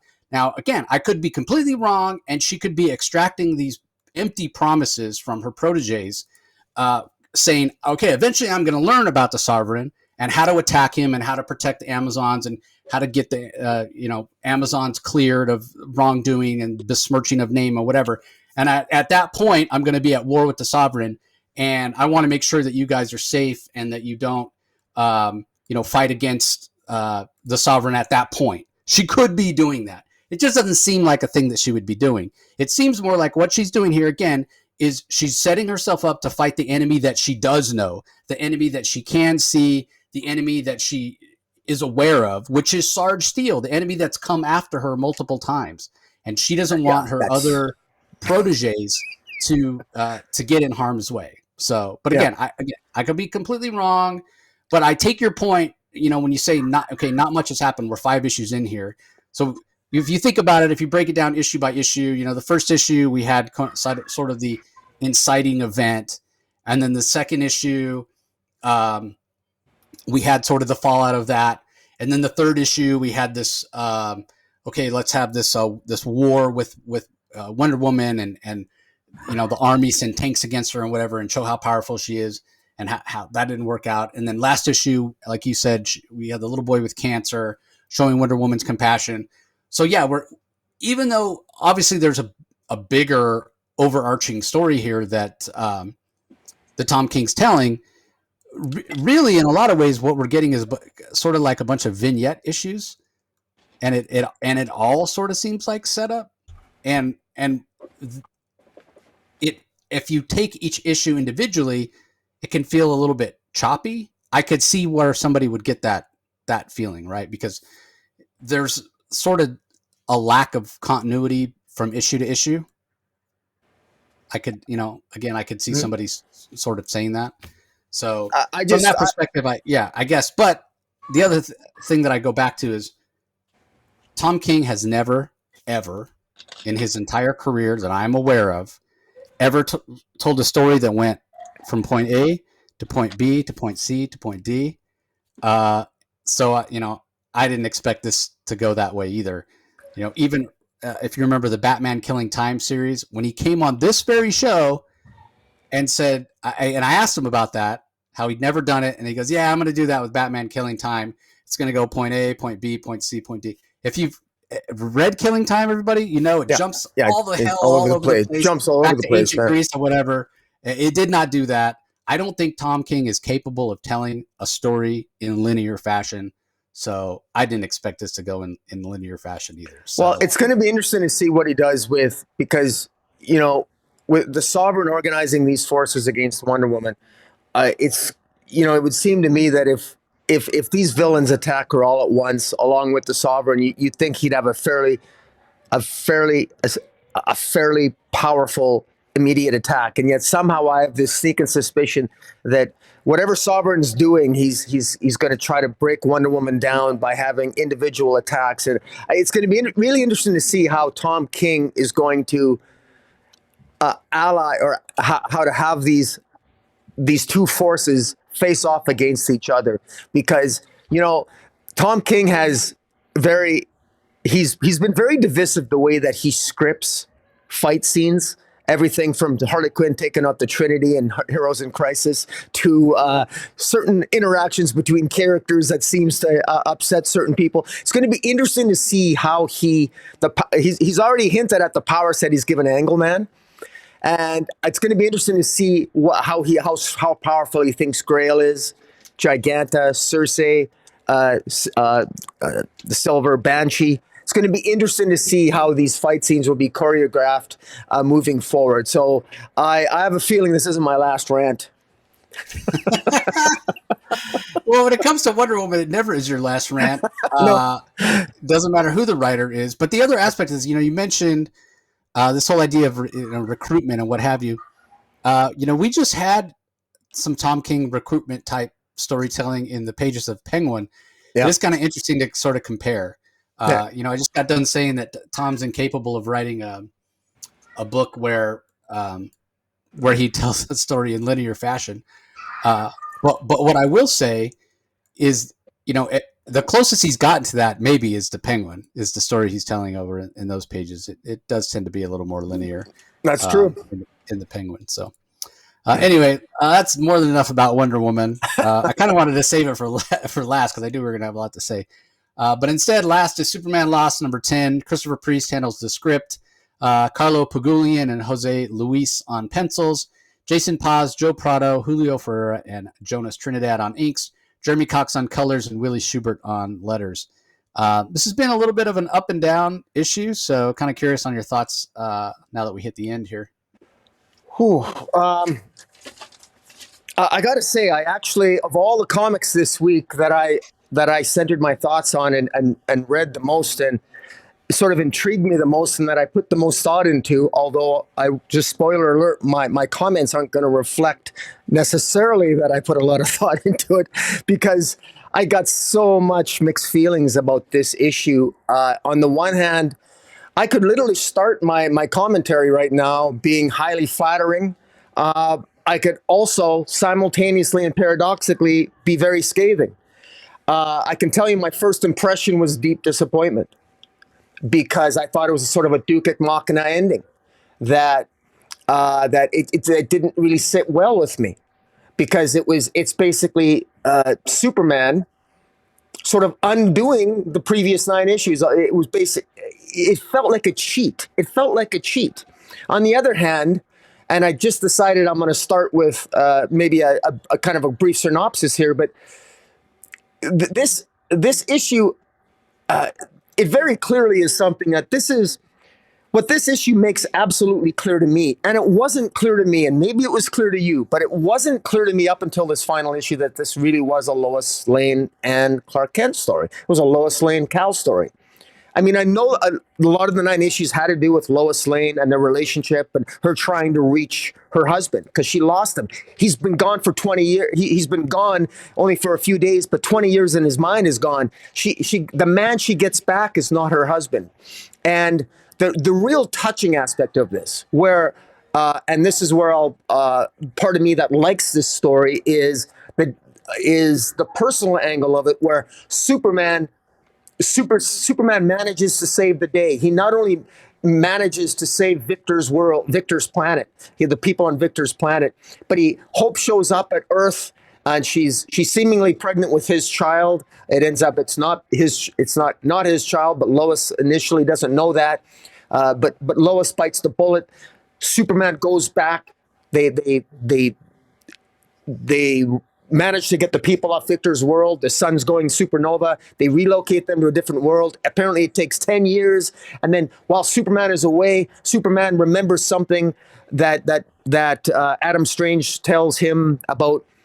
Space travel is essentially a form of time travel, because when you travel great distances, it's a form of time travel. And again, it's the idea of traveling at the speed of light. And if you travel at the speed of light, you go through wormholes, et cetera, you can travel great distances. And even though a lot of time might pass on another world, much less time or more time might pass on your world. And what happens is Superman manages to go back in time to the initial scene in the first issue we got, where he talks to the contractatios, and the future version of himself manipulates the contractatio ship, so that when they reject Superman's plea to send him back to Earth, and instead of them banishing him back to Victor's planet, he ends up getting banished back to Earth. And so this present day Superman keeps his promise to Lois by saying, when he says to Lois, "I promise I will return to you. The man you know will return back to you." Superman sacrifices himself. He embraces words of Marcus Aurelius that says, waste no more time arguing what a good man should be. Just be one. Words, ironically enough, stated by Lex Luthor in this issue, but quoting Marcus Aurelius, and the right out of the Stoic man philosophy. And physician, heal thyself. Superman heals himself here by essentially doing a little bit of clever time travel, by going back and making it so that ultimately the contractatios end up. He changes time. He changes the past so that his past self makes it back to Earth without the 20-year gap, but yet he stays present in order to be the gatekeeper for the cycle, that time cycle, to renew itself ad infinitum. And that's sort of like the happy ending. And then the baby that Hope she cloned the baby, and it's actually from Jimmy's here, the alien friend that Clark had on the planet That Hope she or whatever. killed. That What's she that? killed.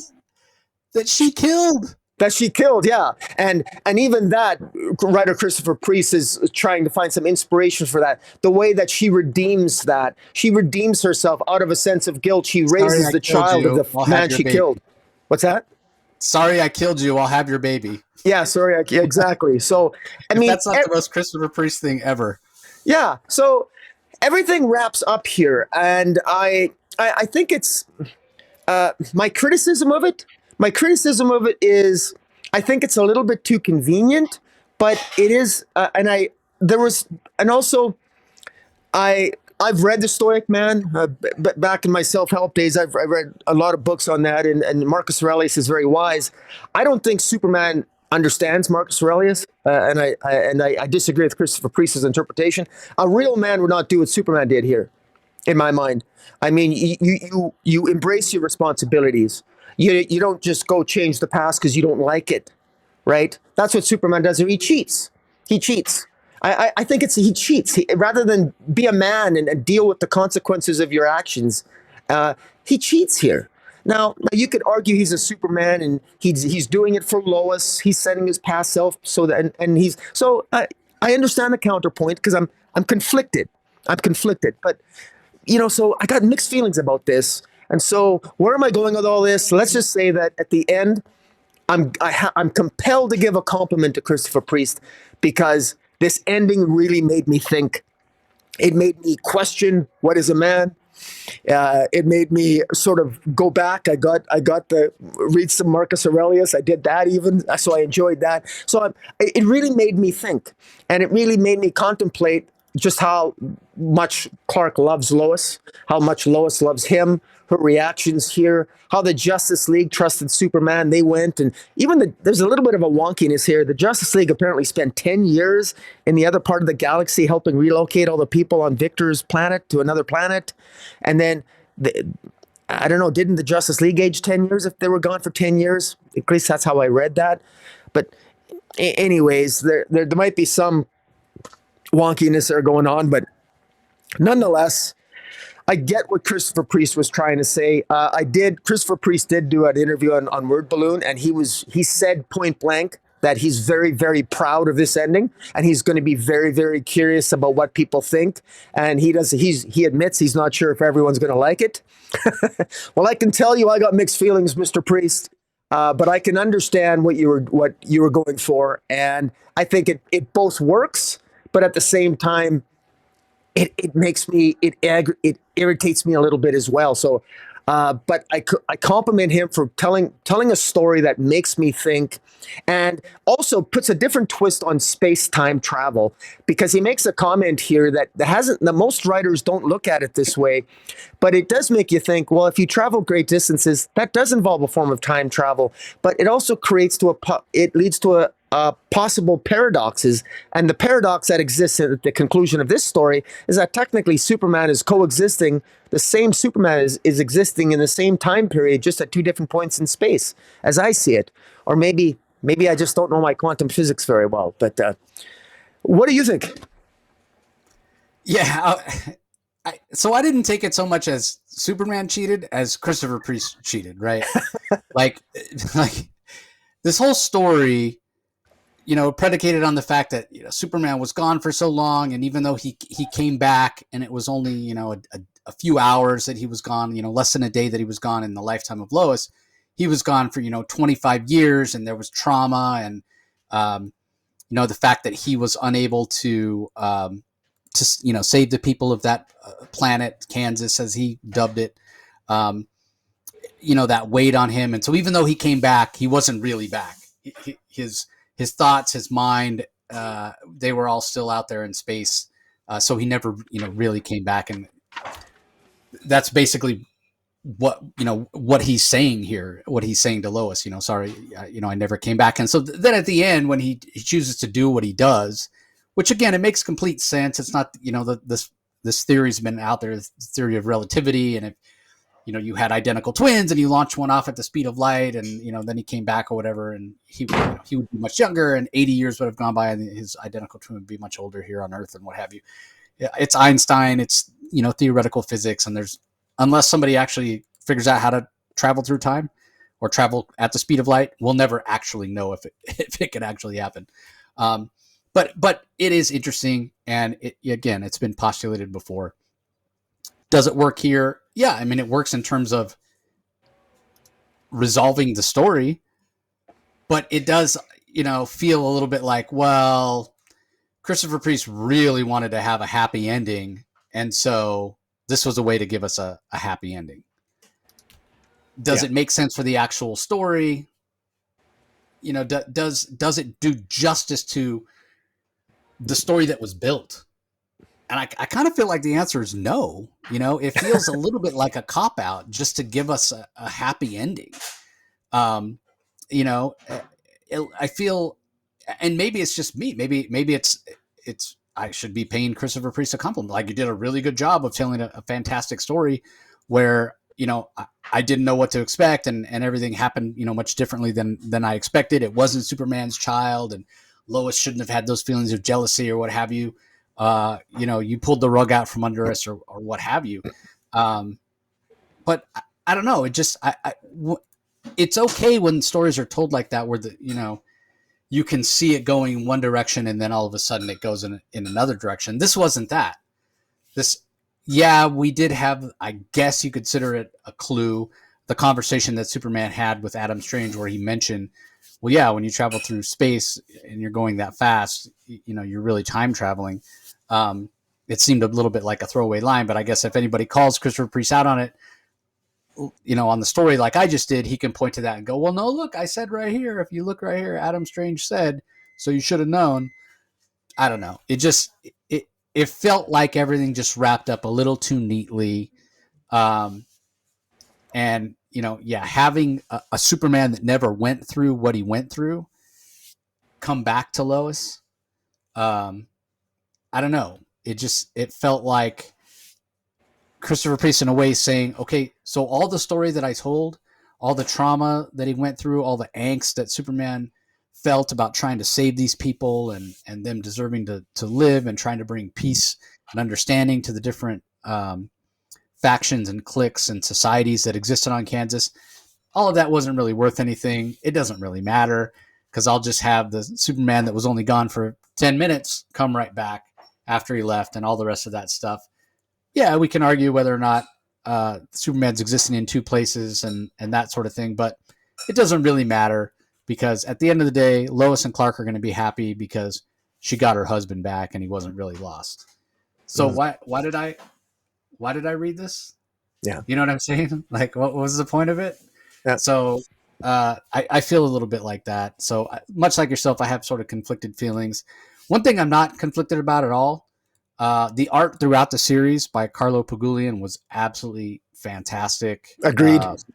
Some of the best Superman art we've had in a really long time. So I don't know. I think this is one of these books that I'm going to have to just kind of sit with it for a little while and maybe, a month from now or 2 months from now, go back and read it all in one sitting.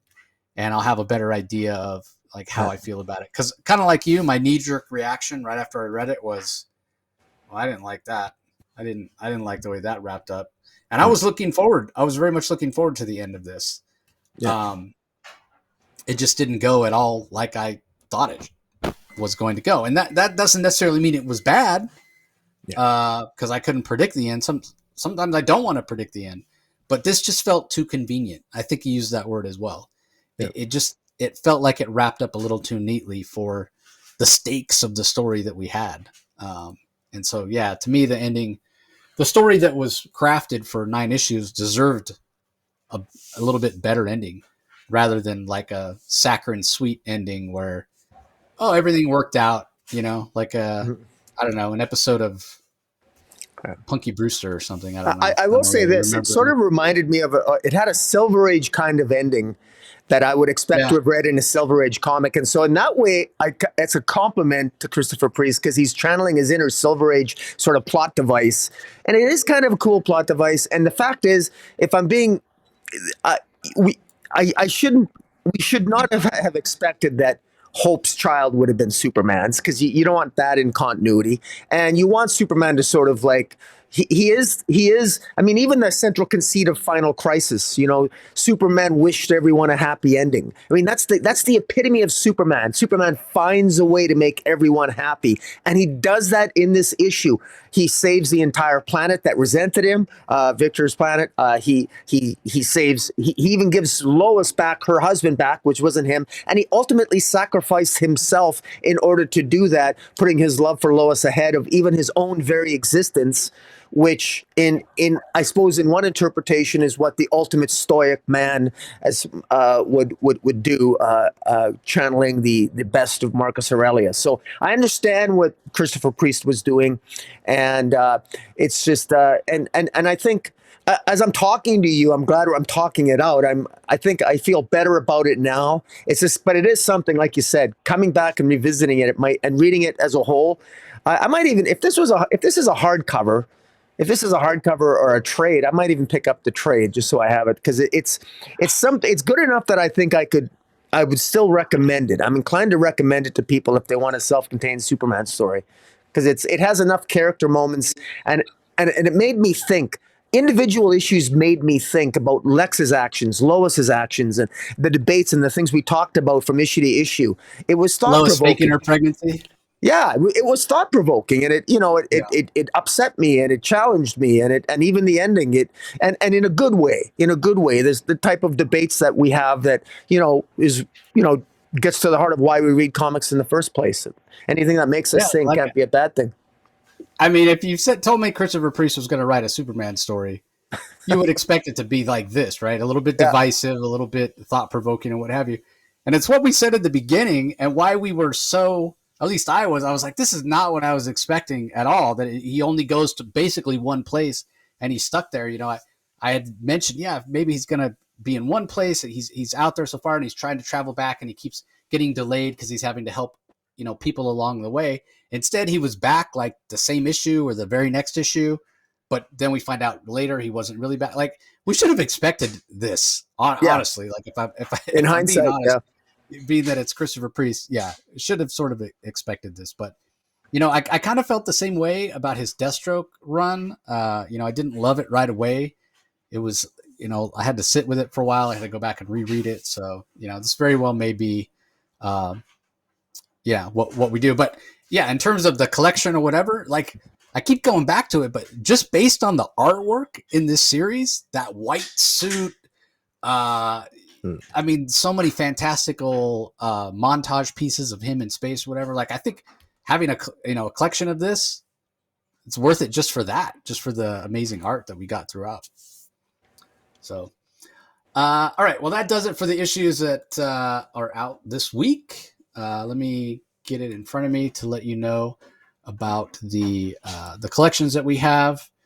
And while I'm doing that, I do want to shout out that Rocky put up an episode this week about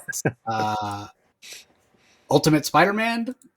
If you're not aware, across the street at Marvel, they are relaunching the Ultimate Universe.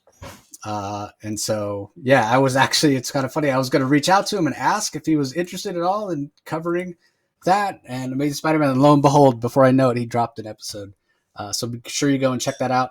But in terms of collections that are out this week, Trial of the Amazons has a trade paperback. It came out in hardcover previously.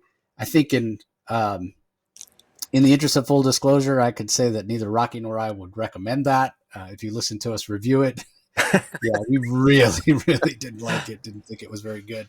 But hey, if you wanna, it does give some context on recent events with the Amazons and the tribes coming together and Nubia being queen or what have you. Other than that, we have Batman Volume 6 Abyss trade paperback, which collects Batman issues 118 through 121, as well as 124. So that's it for collections this week. Kind of small week in terms of collections, but book of the week, Rocky, is it easy? My book of the week, I am going to Superman Lost because it made me think. It was thought provoking, and it's one of those things where I wouldn't even call my comments a rant. It was just more of I'm reflect. It was a series of my reflections on it. It made me think, and I thought it was well done, and it's challenging. It's channeling his inner Silver Age, and while it might be a little bit convenient, when I reflect back and the joy and the enjoyment I had reading from issue to issue, I enjoyed the journey getting to issue 10. And while the ending was maybe a little wonky, it still worked, and Superman still ultimately found a way to give a happy ending for all. And I'm always bitching that I want more happy endings, and we want more hope and joy in the DC universe. And I got an ending, and Christopher Priest gave us that, channeling a little bit of Silver Age. So the more I'm reflecting on it, maybe I should, what the hell was I bitching about? So yeah, I'm going to go with Superman Lost. What about yourself? I got to go with Justice League versus Godzilla versus Kong. Kind of similar to some of the reasons that we were giving for why, we should give a little more appreciation to Superman Lost for how good it really was. We had certain expectations, and whether those expectations were met or not met or subverted in some way, at least we get surprised in some way. Now, when those expectations aren't met and you feel sort of let down, it can be, disappointing. And I totally get that. But at the end of the day, this Justice League story with Kong and Godzilla has become much more complicated than we expected it in terms of character development and what's going on with the story. And it's not just some kind of over the top sort of fun story. Like I mentioned Jurassic League. There's a lot more substance to it than we were necessarily expecting. I keep using the word fun to describe it, but it's more than just fun. It's a good story with good character development, with some intrigue, with some mystery, with the tension building up, and the art has been fantastic. I mean, I don't I just don't think any longtime comic reader can open up that book and flip through the pages and come to that moment when Aquaman releases the Kraken, and you've got Godzilla there, and you've got this giant squid monster there, and you've got this Kraken there. And how can you not smile at that? How can you not just go, hell yeah, this is what comics are. This is the fun of it. This is the joy of it. And so, yeah, for that reason, I'm going to pick Brian Buccellato and Christian Duce and Tom Derenick's Justice League versus the Giant Monsters. So that's my pick this week.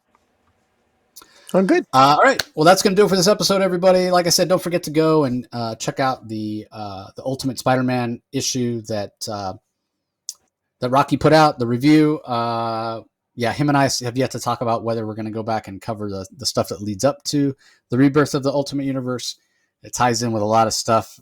I mean, we could go back to the 2000s really to look at the roots, like literally the year 2000, to look at the roots of what's happening here, because that's when the initial Ultimate Universe launched.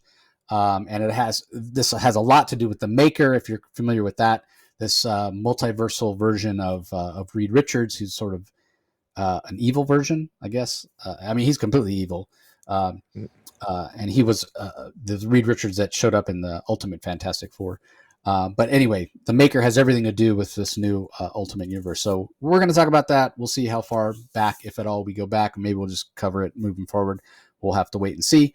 But we also have Daily Spawn, complete Spawn chronology that's coming out on the Comic Source YouTube channel, as well as the Comic Source podcast feed.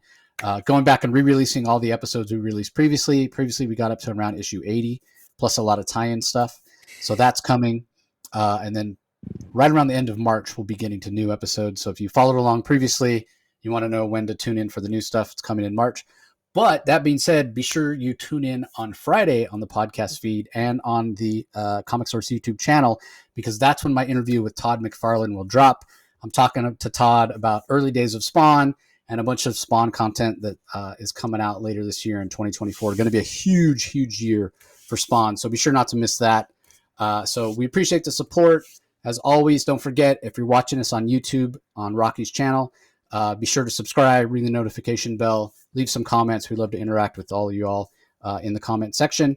If you're listening to us on the audio-only podcast feed, don't forget to head over to YouTube and subscribe to the channel. Comic Space Boom ! Is where you can find it.